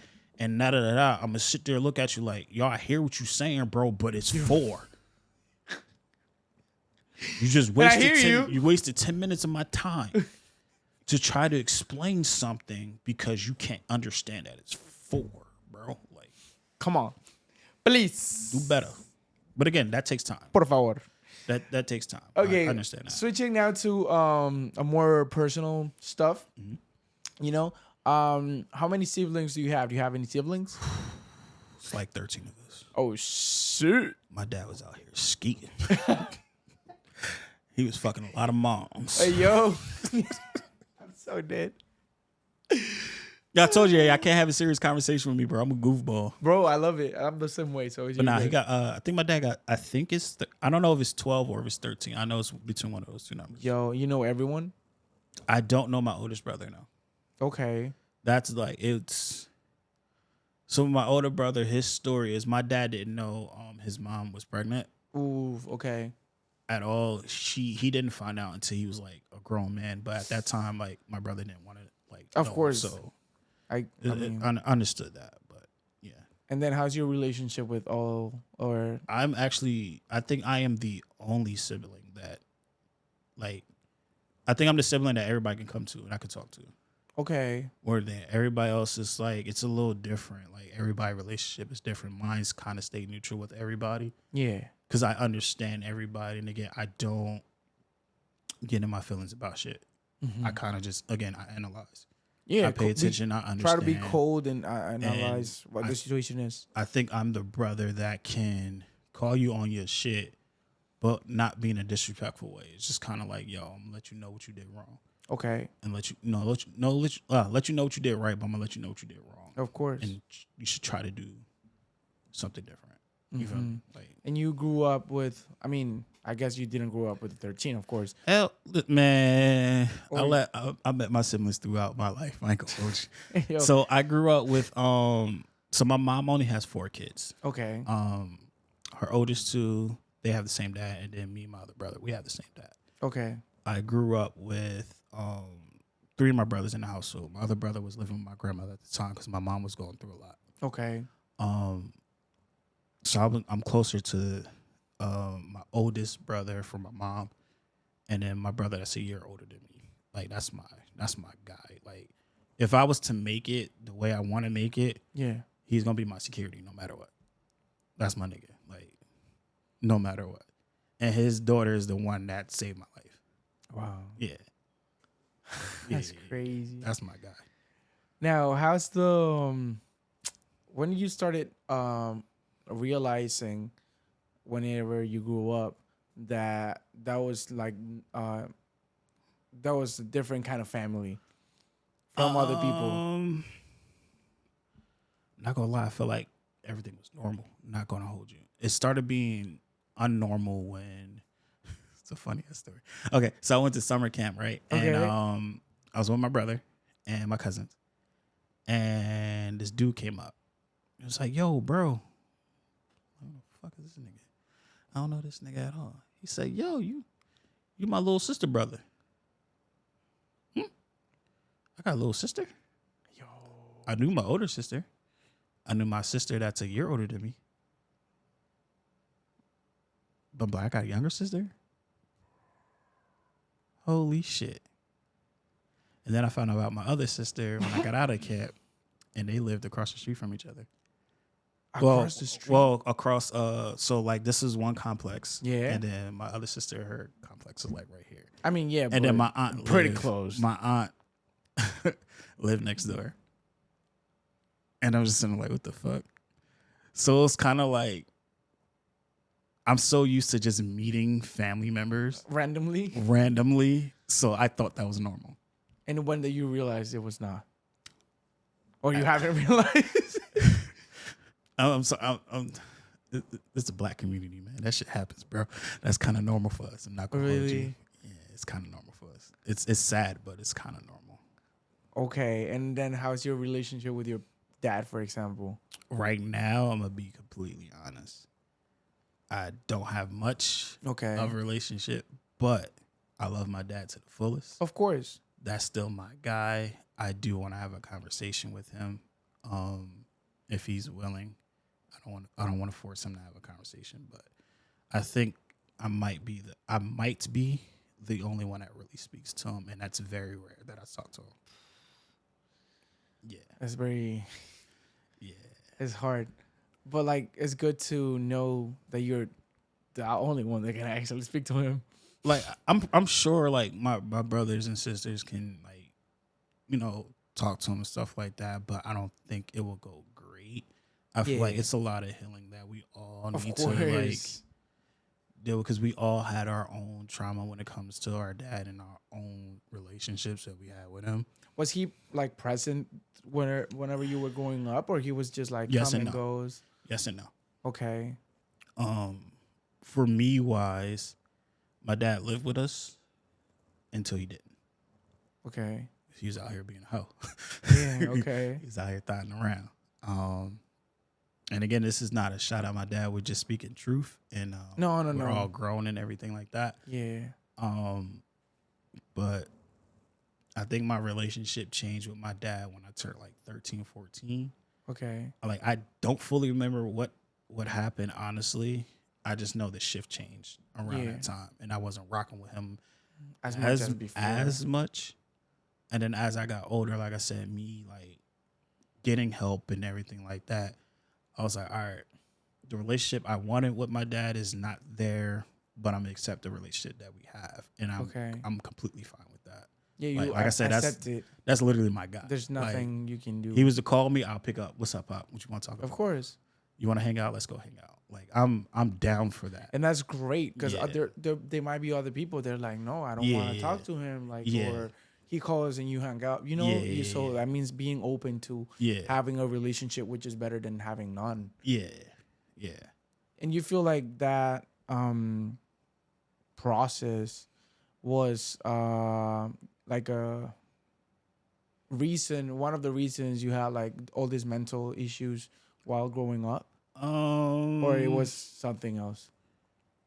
I think it was a little different, just a little bit. Because I think every kid want their parent in their life when they're younger. Mm-hmm. But again, like I was blessed to have other like positive like role models around me. So like again, I had god brothers, uncles, older cousins and stuff like that. So the things that was needed, I received. Okay. So it's a little, like I said, I can speak for me. I can't speak for my other siblings. No. Though, You're talking. Of my course, other siblings it's it's a little different for them. Of course. I don't know if they had those people in their life like that. So I think that's why the relationship is a little different. Me having those guys around was like a blessing, and then me learning, how to become the man that I am at a young age. Again, just having different mentors and stuff like that helped out a lot. So I understand like the things my dad went through, to a certain extent, and I know my dad didn't receive the healing that he needs still to this day.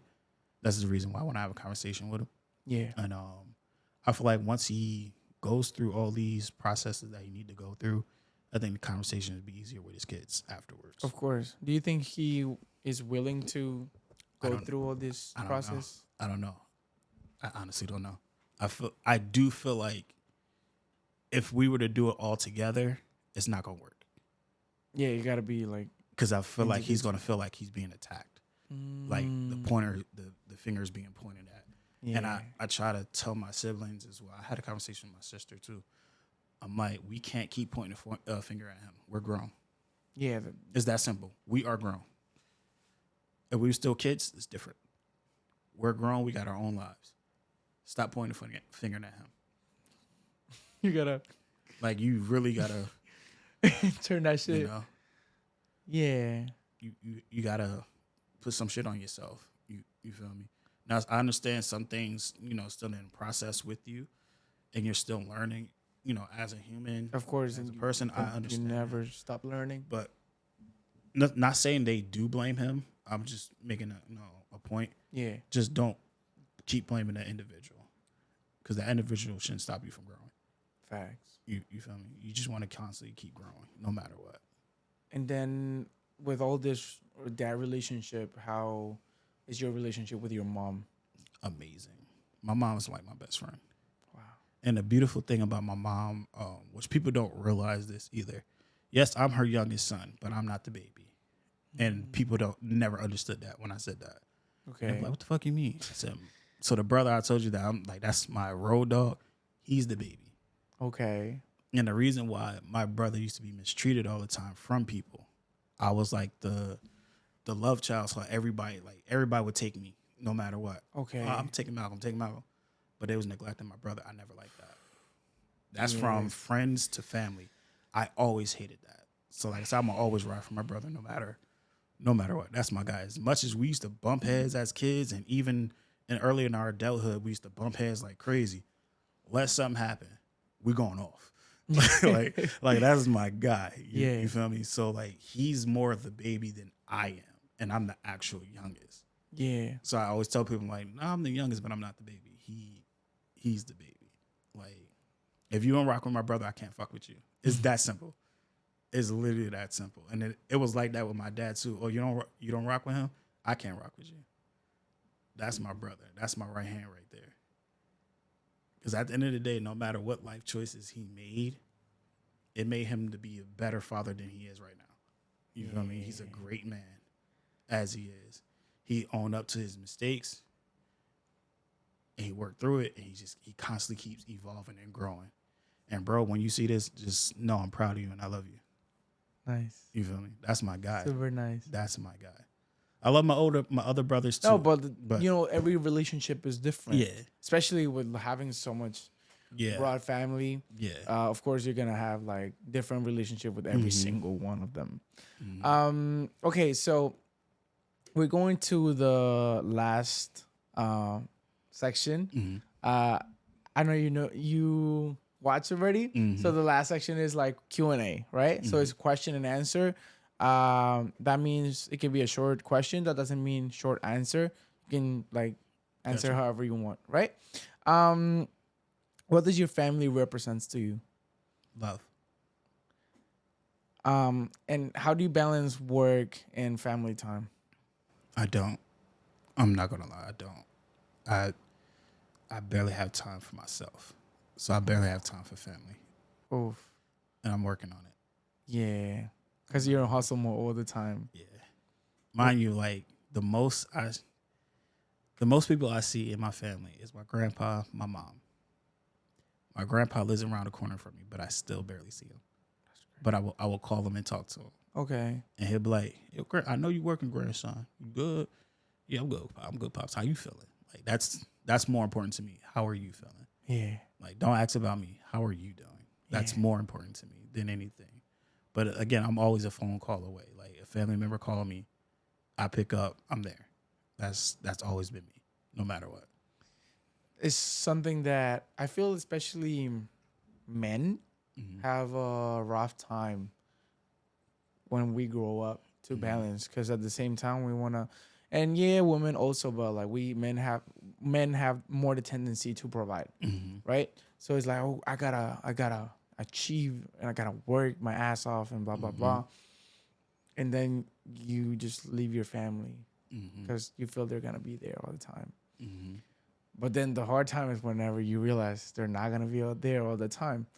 Feel me? So it's like very important that you are aware that, okay, like I basically don't, but I gotta do better. Yeah. Because I have the same issue. The only difference is my family is in another country. But it's so bad, but like I barely talk to my mom like every 15 days or some shit like that. So I'm always like, I talked to my mom, was it today? No, yesterday. Cause she wanted to my mom like usually will come over and like spend a couple of days with me, whatever, we'll cook together and stuff like that. Like, and that's our bonding time. But I was like, nah, this week, mom, is gonna be a little difficult. I got mad stuff I gotta do. I'm sorry. So she's actually with my grandpa right now. So okay. I'll surprise them. I'll pop up on him after the pod. Okay, man. Nice. That's a nice one. Go home. Okay, do you have kids? Hell no. All my kids get swallowed. If it's swallowed or they on the ass cheek, on some titties or something, like nah. Okay, I'm not gonna lie, I did and this is me like being vulnerable. Yeah. I did lose a child. Oh shit. I'm so sorry. It's okay. I'm through it now. Okay. We didn't know that that we were having a kid, and she had a miscarriage, and I think that drew us closer to like our friendship drew closer from that. So that's like the beautiful thing. So that was you have a partner right now? No. So that was your like ex. That's the best friend you're talking about? No. Okay, bet. That's a different person. Another. Yeah, it's a different person. Okay, good. Do you want kids? I'm afraid. Oof. Because of that experience, I'm afraid. Whenever like you realized she was pregnant, what did it change on you? So I'm gonna tell you exactly how the conversation went. So at this particular time, we weren't really like speaking at all. Okay. And she called me, and something in her voice wasn't right. And she had told me she had a miscarriage. First thing that came out of my mouth was, "Wait, you were pregnant?" And then I started crying because everything started hitting me. It's like, wait, you were pregnant. You didn't know. I didn't know. You just had a miscarriage. Literally a couple minutes before you called me, because she was talking to my mom because she didn't know how to like talk to me about it. Yeah. So everything is hitting me at once, and I'm just sitting there like, and I don't like to cry. Anybody that knows me, I'm not a crier. Like, I cried, I broke down, and the first thing I asked her was afterwards was, "Are you okay? What can I do to comfort you the best way I can? Like, fuck me right now. Like, what can I do for you? I want to be here for you. You know." And like I said, that drew us closer. We still bump heads a little, not in a crazy way, but between that and again our history we have with each other, because we still love each other to like Of course. to death. Like, that's my homie. Even though I get on her nerves and stuff like that, and she gets on mine, like, I'm always be there for her no matter what. And like that moment right there kind of like solidified our relationship. Like, now you're always gonna be in my life. Like, we are always gonna have something we can always talk about. Like, and if if you ever feeling, you're thinking about that time again, or if you have dreams about it, trust me, believe I had the same dream. I'm going through that with you, and we have that conversation. But I'm afraid. I'm actually afraid to have kids now because of that. I'm traumatized by it. I'm not gonna hold you. And afraid of having the same process, or Possibly the same thing happening. Like, I already know I'll be a great father. I know these things already, but I'm just afraid because I don't want that to happen again. Yeah. Usually it's not likely, but like, because I know, experienced, but that's the first time I ever experienced that. I'm a little iffy about it. What things would change if you had a kid for today, for example? What changed in your life? Being more, I guess, being more vulnerable more than anything, probably. Are you afraid or feeling comfortable being vulnerable? Nah, it's just it has to be worth my time and energy to express myself in that manner. A lot of things are not important to me at all. And again, it comes off as I said earlier, I'm charming, I'm loving, I'm rude. It's gonna come off as I'm asshole or rude or something like that. It's just like, no, I don't want my time being wasted more than anything. So it's just like, I'm not gonna put my emotions involved with things that doesn't really matter or it's not beneficial. Okay. For me, it's pointless. So I'd rather not. And you mentioned like you don't cry that much. Mm-hmm. Have you like reflected why is that reason for? Like, why you don't like crying? It doesn't come off, or you just hold it? Numb. I'm numb. I'm numb to, I guess, pain in a way. That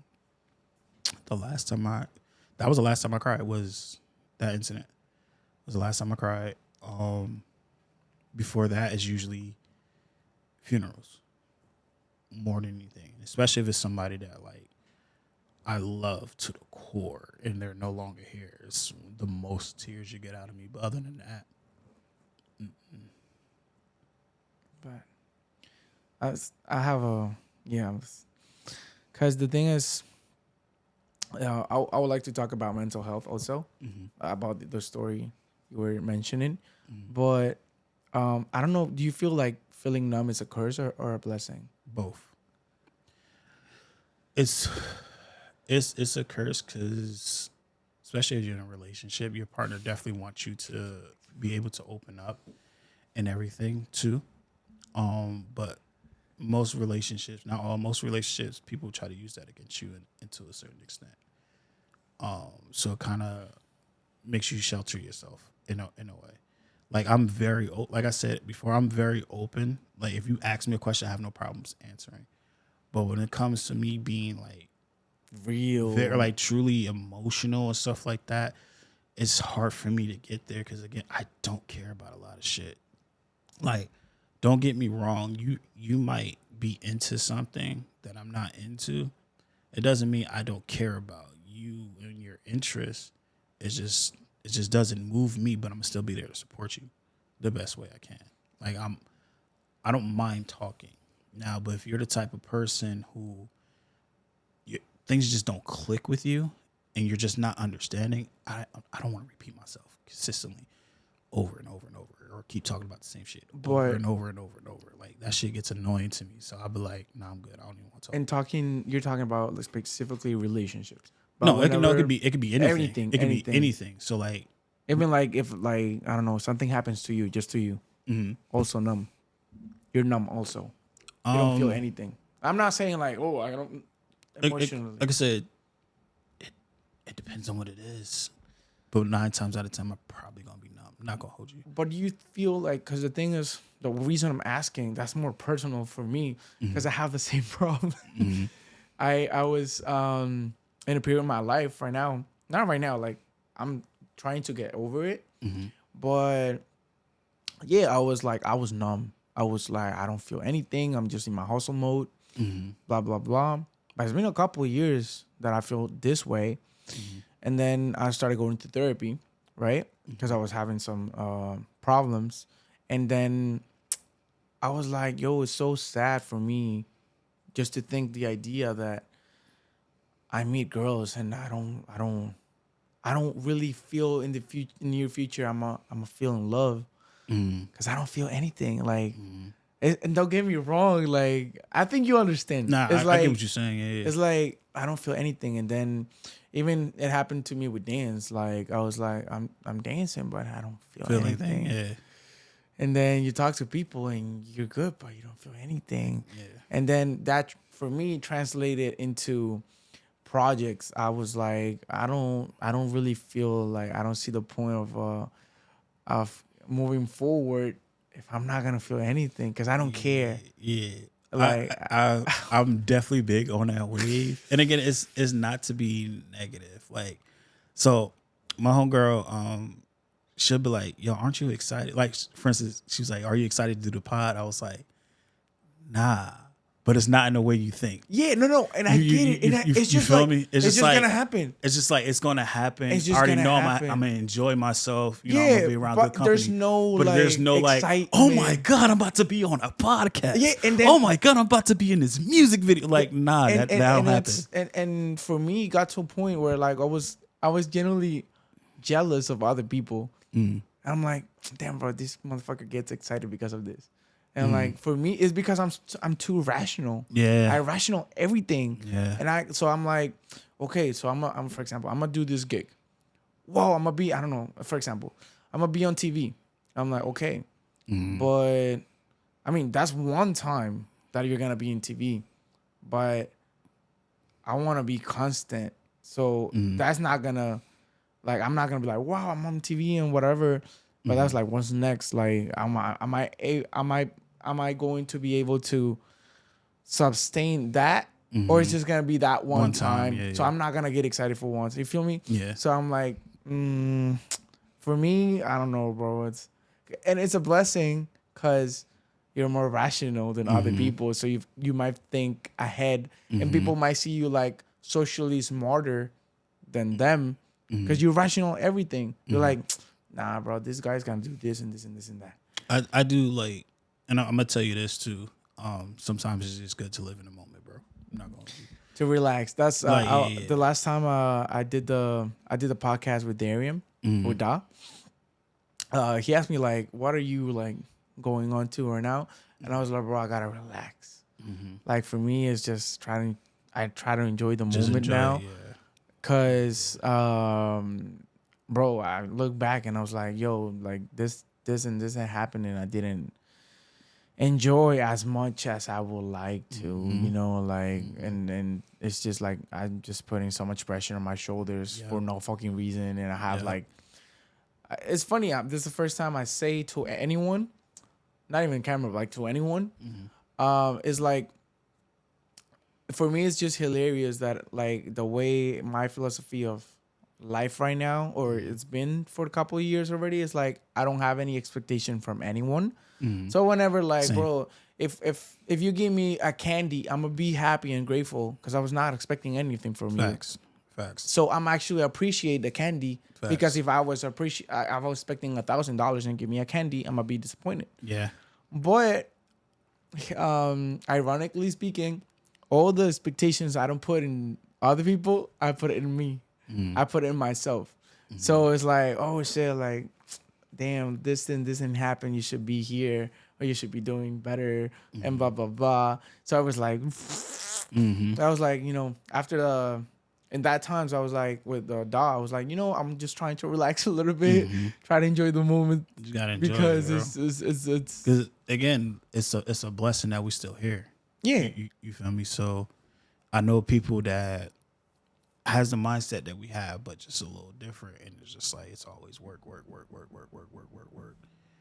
but they're not living. They're not enjoying. You feel me? I don't know why I just went to a deep ass voice, like. But yeah, they're not fully living and enjoying. And I noticed that was me at one point. I was not living and enjoying. I was just work.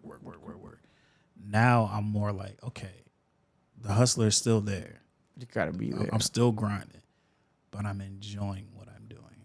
Yeah. Now it's just, all right, I still have to find the balance of my personal time for me and then the time I want to spend with family and loved ones and stuff like that. Like, literally, once 2016 hit, shit changed for me.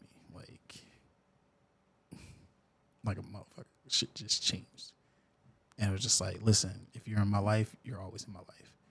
If you're not. One of my best friends, his name is Kareem, and he's a deacon. That's my homie. We've been friends since 2003.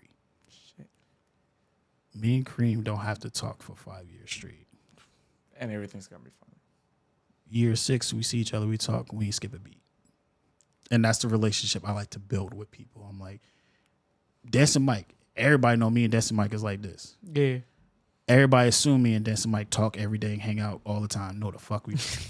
The most me and Dancing Mike talk about is, all right, we got this gig coming up, we got to set up rehearsal. Or we're talking his wedding plans because he's getting married. Wow, really? Man. Yeah. Oh my god. You got to have him on the pod. You got to have him on the pod. Yeah. I'm gonna bring him. That's the most we literally speak. Because my whole thing is, if you're in my life and you're one of my peoples, I want to see you working but having fun at the same time and living your life.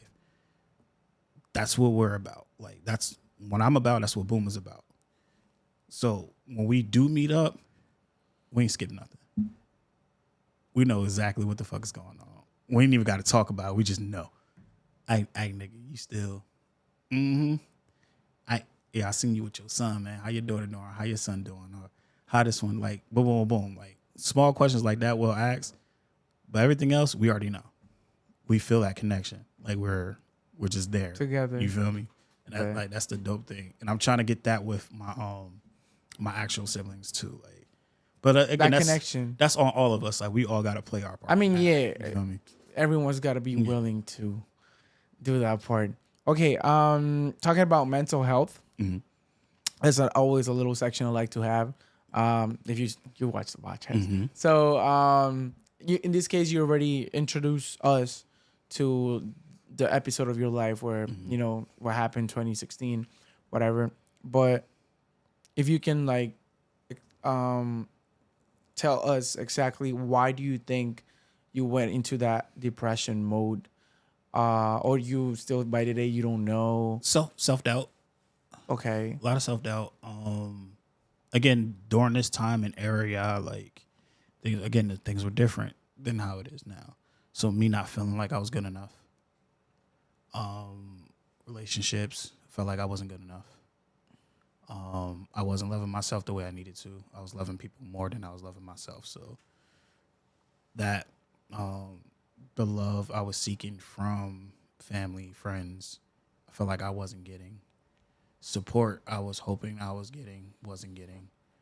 And I used to let that affect me all the time. But how do you come from, for example, right? You said you were the kid in house always getting the attention, even not from home like everyone else. You know how to get the attention. How do you get from getting all this attention and then feeling you're not good enough, even if you stop getting the attention? Or so not, like I said, the tension is always there. I'm not looking for it though. If that makes sense. Of course. It's more of a genuine thing. A genuine feeling is what I prefer. So when I talk support, it has to be a genuine thing. Like, if I know what you're into, right? And I really rock with you, I'm going to want to support you the best way I can. I feel like I wasn't getting that. I feel like people was just riding coattails. That's what I felt. Oh wait, well he might pay me for this, so let me help him with this real quick because he's gonna pay me for it. Things weren't genuine. That's They were that's like what it was. So I had to look at people different. I had to start moving different.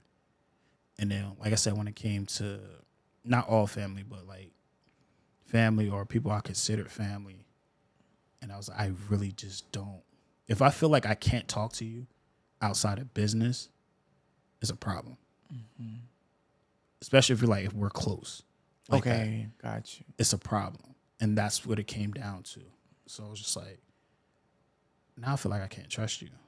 Okay. Wow. So I had to take steps back a couple of times. And then, like I said, self-doubt started hitting within myself. Damn, I'm not good enough. Damn, because I don't weigh this much. Or because of this. Or how I dress. Or how I do this. How I do boom. Like, that's what it came down to. Damn, why all my relationships keep failing? Am I my dad? Like, am I becoming him? Like, these are the thoughts that's going in my head at the time. And it was literally like, bro, you're doubting yourself more than anything. And you're so worried about helping and pleasing everybody, which we was talking about earlier. You're not doing something for yourself. You're losing yourself. Who are you? And it took me a minute to figure out who the fuck I was. I literally was Young Shane, my old dance name. I was Mr. Boom Crew. But I didn't know who the fuck Malcom was. I was everything else. Who's the person, not the character? Mm-hmm. Exactly. And that's how all that happened. And then me taking a shit, getting going with the police, and all that clicked over that weekend. That's crazy. How, like, because you said it was years, right? It was not like. So I was going through depression from late 2015 all the way until beginning of 2017. And now how you know, because I guess you were not going to therapy, so it's not officially diagnosed, but how do you know, or what kind of symptoms you had from depression? Just showing different signs of just, overly eating, not being motivated to do anything. It's again second guessing, down in myself. Nah, I'm just gonna stay home. I don't want to do this. Nah, don't come over. Don't do I wasn't being who I am. Yeah. As an individual. You feel me? It's weird I'm saying this now because now it's like I like to stay home, but it's different. Time changes. It's not the same thing. It's a little different. Like I'm happy at home and I just be doing shit. But it's different. Times are different. If you tell me like, hey, yo, let's go out, nigga, I'm there. Like I'm with it. Before it was just like, I'm just gonna go to work. I don't even want to go to work. Like, I'm just gonna stay home. Yeah, I used to call out of work all the fucking time. And that caused you like to get fired or no? No. From other places? No. No. Because I'm a hard worker. So it's just like, I never liked to call off, but if I did, they knew something was wrong. Oh, something was wrong. Yeah. Okay, and then, I mean, you already explained about the situation, like you were taking your shit and everything. But that shit's crazy, right? It's right. a crazy ass story, bro. I was literally taking a shit, bro. And then, how do you realize in your mind that you gotta feel different or do different after that weekend? It was the energy inside of me. Like I think once I released everything from, again, the therapy sessions that we had, which was music. One of them I didn't talk about. It was like my last day there. We just had a deep ass conversation. Everybody was able just to speak freely, and I was just speaking freely. I learned to relax, love yourself, enjoy everything that you're doing. Don't allow others, what they're not doing, to affect you. At the end of the day, you're moving with a purpose more than anything. So if they're not moving with a purpose with you, You don't need to surround yourself around that. Honestly, don't waste your time trying to please people. That's literally what it was for me. And then my whole, like I said, my whole attitude and everything changed since then. So it's like, as free as I am to talk to people and have conversations, when it comes to business, I'm a whole different animal. Of course. Like, don't fucking waste my time. That's simple. I'm not changing my price rate. I'm not doing this. I don't give a fuck how close we are. These are Business my prices. is business. Business is business.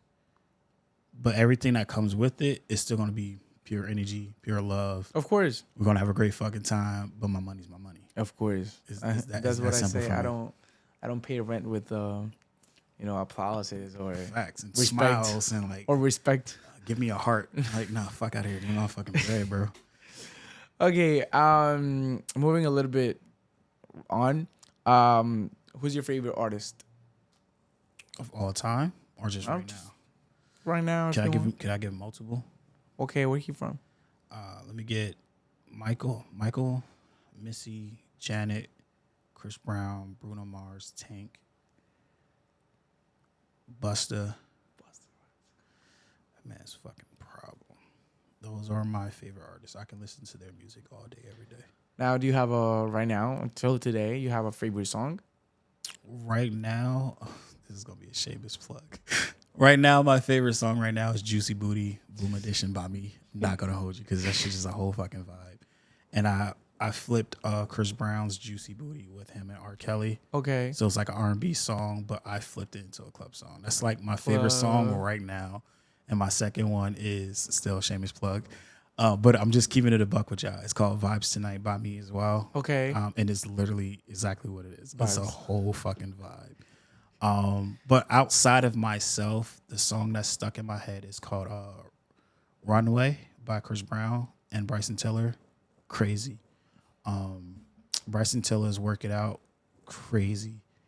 I still listen heavily to Anderson .Paak, period. Bruno Mars, period. Like Bruno Mars. And then Kendrick Lamar. I was listening to Blue Faces when I was coming here too. And just like rocking out to it. Bro, that diss was crazy. Yeah.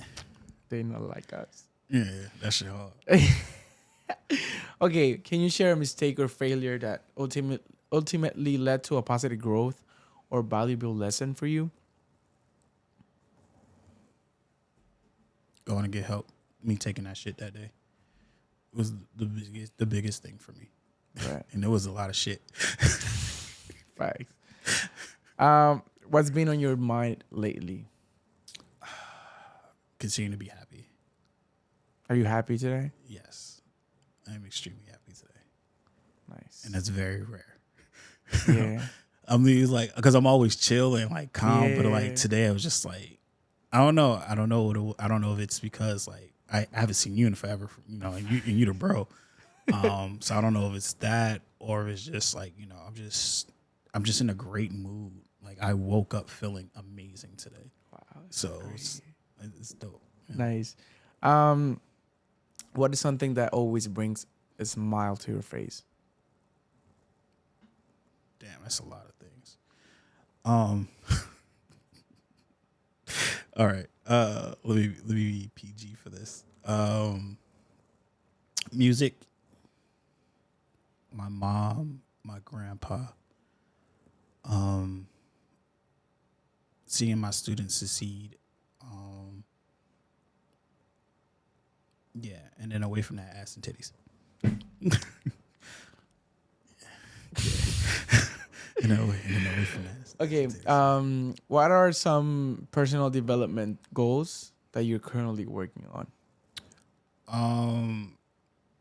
Pushing myself to stay motivated.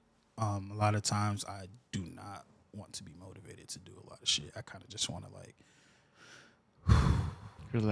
relax. And I say this because I was literally on a run, like from we're talking from teenage me, 13 years old, dancing with like my old group called Millennium Youth Club. From dancing with them to transition into a whole another group that my manager at the time developed.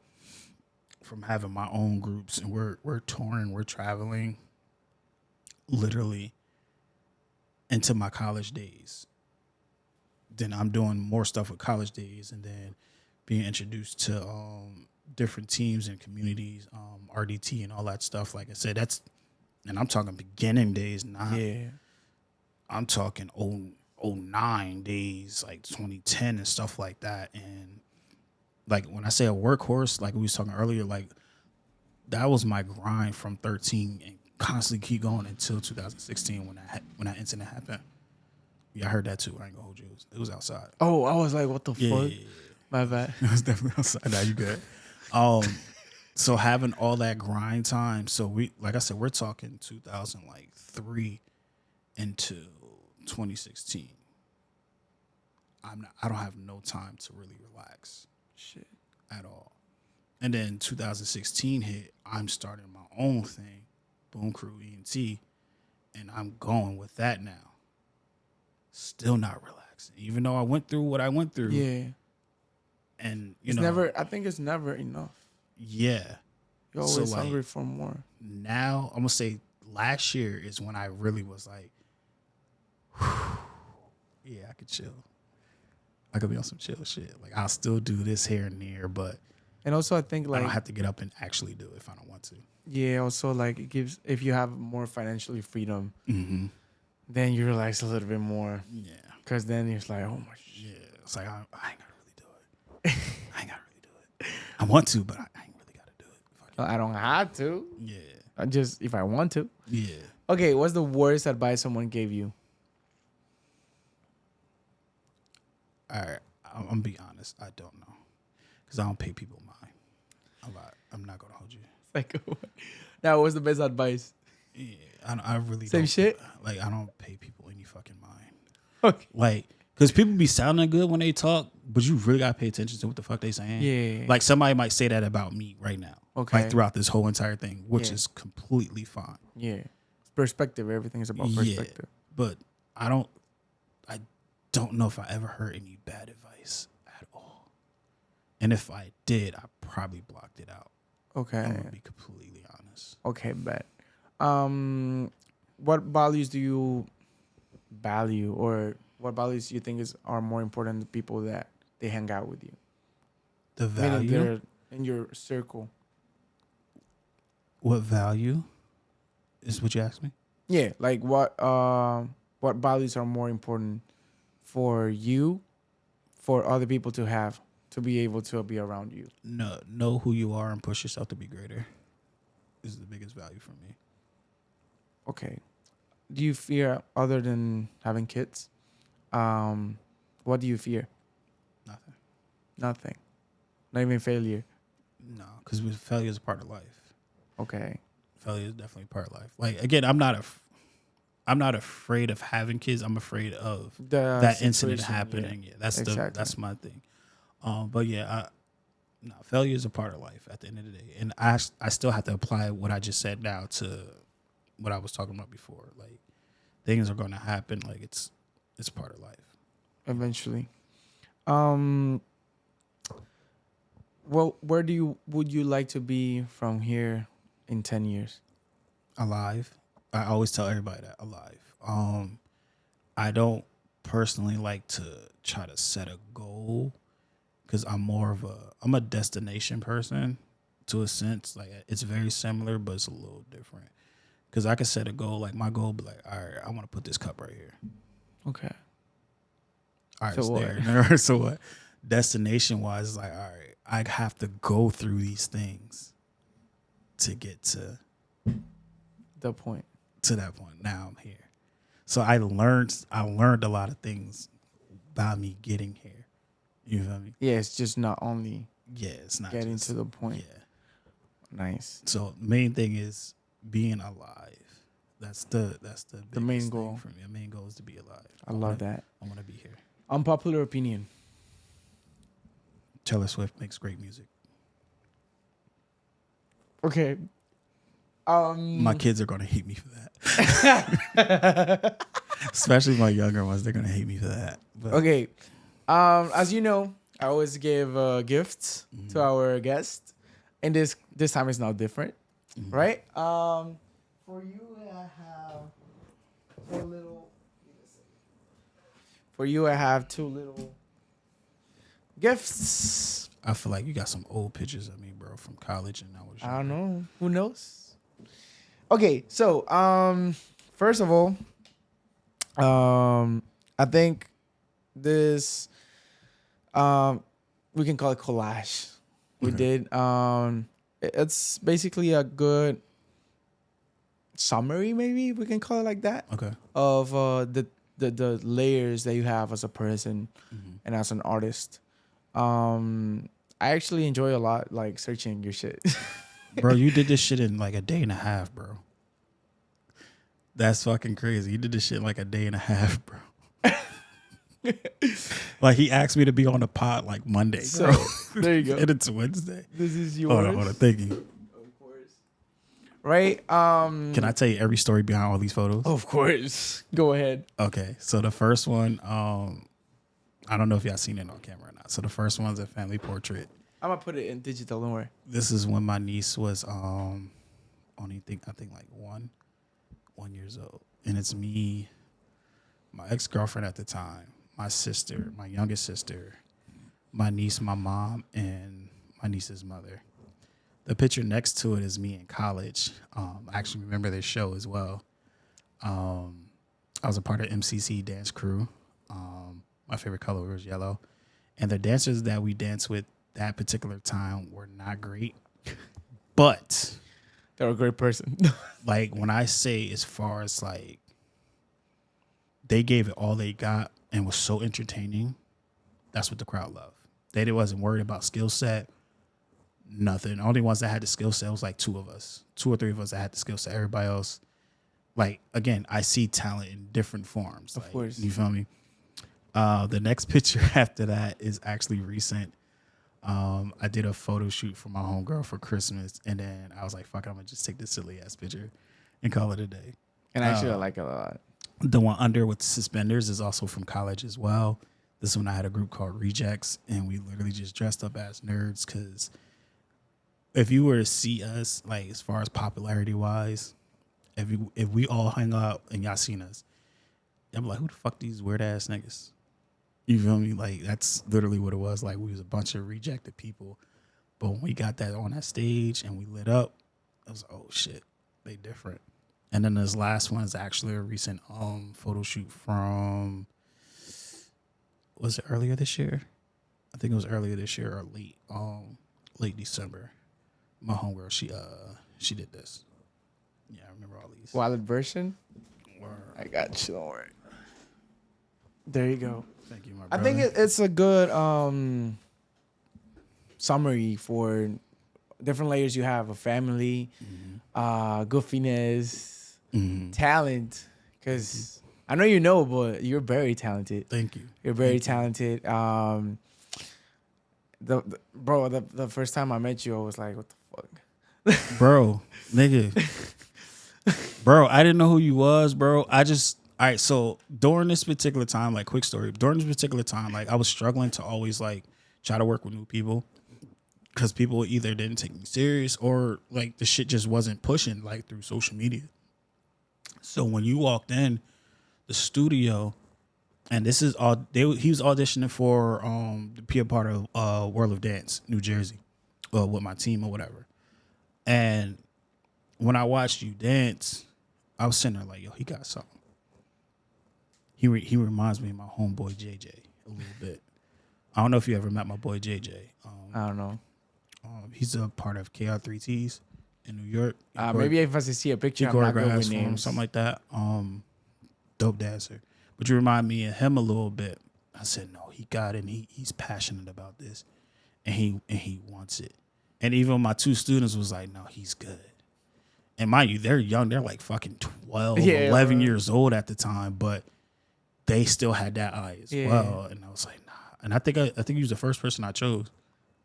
I don't remember. I think he was the first person I chose because, again, I already knew my kids was going to do it. I was going to push them to do it anyway. Yeah. I already knew I was going to have, the other dancers and stuff like that, but it was you and like 5 other people I didn't know. at all, and you were one of the 5, I was like, nah, he's the first one I'm choosing. Like, this nigga is dope as fuck. Like, we're gonna choose him. And thank you for that. No problem. And just to end the conversation, yep. Again, we talked about a lot of shit, but just to make a summary, we talked about your journey, different hustles you have, DJ, dancer, choreographer, artist, entertainer, security. Wow, you said Target, Walgreens. I don't remember. Yeah, Walgreens. Damn, bro, you do like so much shit that I don't know if you actually realize how much you have done and you have accomplished, and even coming from the background you come, which I know for you it's a normal background, but that's because it's your natural habitat.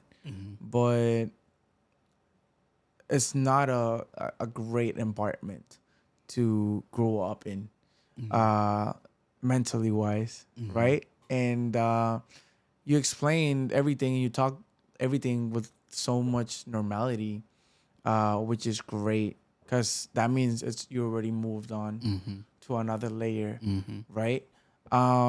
But I love this type of conversations, and that's the reason for the podcast. Because I feel like sometimes we don't get, especially like hustlers, people who are always on mode on, like on. You don't have the time or to stop and be like, yo, I'm great, or I did that shit. You feel me? Yeah. And unfortunately, that's even in life. Like, there's not that many people that they actually stop you and tell you like, yo, yeah, or yo, you okay? Yeah, you good? True. That's very true. How you feeling? You're doing good? True. Like, you actually doing good? I'm like that with Rob, bro. Like, when he got off tour with Beyonce, we're at a fucking club, bro. I dap him up. He did his rounds. He came back around. I said, how you feeling, bro? I feel good. No. How you feeling, bro? No, it wasn't Beyonce. It was Kendrick Lamar. Yeah. It was Kendrick Lamar first. And then we literally having a conversation in the club. And this is how me and Rob is all the time. Then after Beyonce, same thing. And then after we did a judge battle, like literally last month, it was me, him, and I think her name is Samaya or Sanaya, something like that. I'm sorry if I'm messing up your name, Queen. On a ride back in the car, same thing. Like, that's the relationship I like to have with people. It's like, nah, how are you really feeling? Fuck everything you accomplished. Like, I'm proud of you for that. Yeah, that's great. How are you feeling? What is going through your mind? I'm that guy. But usually it's like, who does that? Who does that for you? For me? Yeah. Honestly. So it's like, I have a few. I have a solid few. I'm not gonna hold you. Like I said, I'm very open. So Mike does it. My boy Kareem. All my Boom brothers do it as well. Female wise, some of my cousins, some of my closest female friends, like, I have a circle that's literally for that. But we're all very similar. So it's just like, I think the difference is they don't know if I'm going through something because it's just hard to figure me out. Yeah. But if they were to ask, I'll let them know. Of course. That's all. And, well, we talked about all that stuff that we just mentioned. Mm-hmm. And I feel it's important to acknowledge also that you, even though you already know that you're good enough, and try not to go back to that mindset ever. Because I refuse. Fuck that. Even if I get injured. But like, what's the cruel part is that, like, you don't even know when it happens. Yeah. But it happens, unfortunately. So let's try not to go back to that times. Because it might happen even to the greatest of all time, whoever, talented or money-wise, you don't care. They always doubt themselves, and it's normal. And it's good that you went over the expectations of people in your own grind. So the last picture is For someone who has come and overcome all these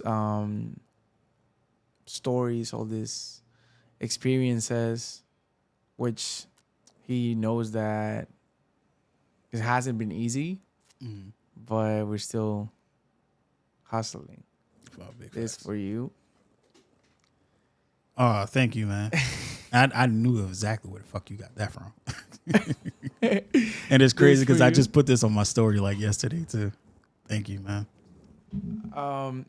Thank you so much. No I have just 2 more questions. Mm-hmm. I usually ask them to answer not facing me, but like look into your picture. Mm-hmm. Which one you want me to look at? The younger self, the last one. Mm-hmm. So I said, if you had the opportunity to watch that little kid right there, and you have the opportunity to say something to him, what would you like to say? Continue to be greater than what's expected of you. That's it. Switching a little bit, if you have the opportunity to talk to your 90-year-old Malcom, what would you like to hear if you talk to him today? I'm proud of you. Malcom, No, that's it. thank you so much. No, and I did all this without having to pee. Now I do because it's about to end. But yeah. Thank you so much for your time. I highly appreciate you. No problem. I can say this like publicly. I grateful, first of all, for your life. Thank you. But second of all, for believing in me when I just came to this country. It helped me a lot, to be honest. And I know for a fact, like I could feel that you actually believed in the talent I have at the moment. Thank you, brother. And I highly appreciate you. Like friends, like we don't speak often or whatever, but every time I see you, it's like, yo, we didn't skip a beat. I told you that's literally what it is. That's right? Literally what it is. And I highly appreciate you giving me your time, coming here and recording. And I hope in the near future we can record another second episode. So we can be like, you want me to come back like next week, the week after? We can like tomorrow. It's good, Wait, tomorrow? I ain't doing that tomorrow. Besides rehearsal at night, that's it. So tomorrow is fine. You gonna have to pick me up though. Yeah, of course. You gonna have to pick me up. Thank you so much. I don't know if you have anything else that you want to say, either to me or the camera, or a question that I didn't ask that you would like to be asked. Not really. Just to everybody that's watching or listening later, just take in everything that was said today. Again, everything was from love. Nothing is ever from hate, especially when it comes to the conversation with my family, when it comes to my dad. Dad, if you do watch this, again, everything is love and truth with what I'm saying with you. To everybody else, again, this is literally who the fuck I am. I'm lovable. I'm caring. I'm rude. I'm an asshole at times. I don't think I showed the rude side though. But like, this is literally who I am. This is who you get. The guy you see on social media is who I am as well. That's a part of who I am. I hate when people be like, "Oh, that's just this." That's just like, no, this is a part of who I am. And if you really want to get to know me, have a conversation with me, just talk to me. But don't try to get to know me to use me. That's a no-no. Big no-no. Great. Malcom, thank you so much again. Thank you. And for everyone, if you finish this whole episode, I hope you actually take something home. God damn, we was talking for 3. This is the longest one. This is the longest one. Yeah, motherfuckers. Yeah. 3 hours or some. No. That was like 3 hours too. 3 hours. Well, that was like 3:15, 3:30. I don't remember. But please subscribe. Damn like, it, Dad got me by 5 minutes. Comment your favorite part. And I'll see you guys on the next episode. Thank you so much.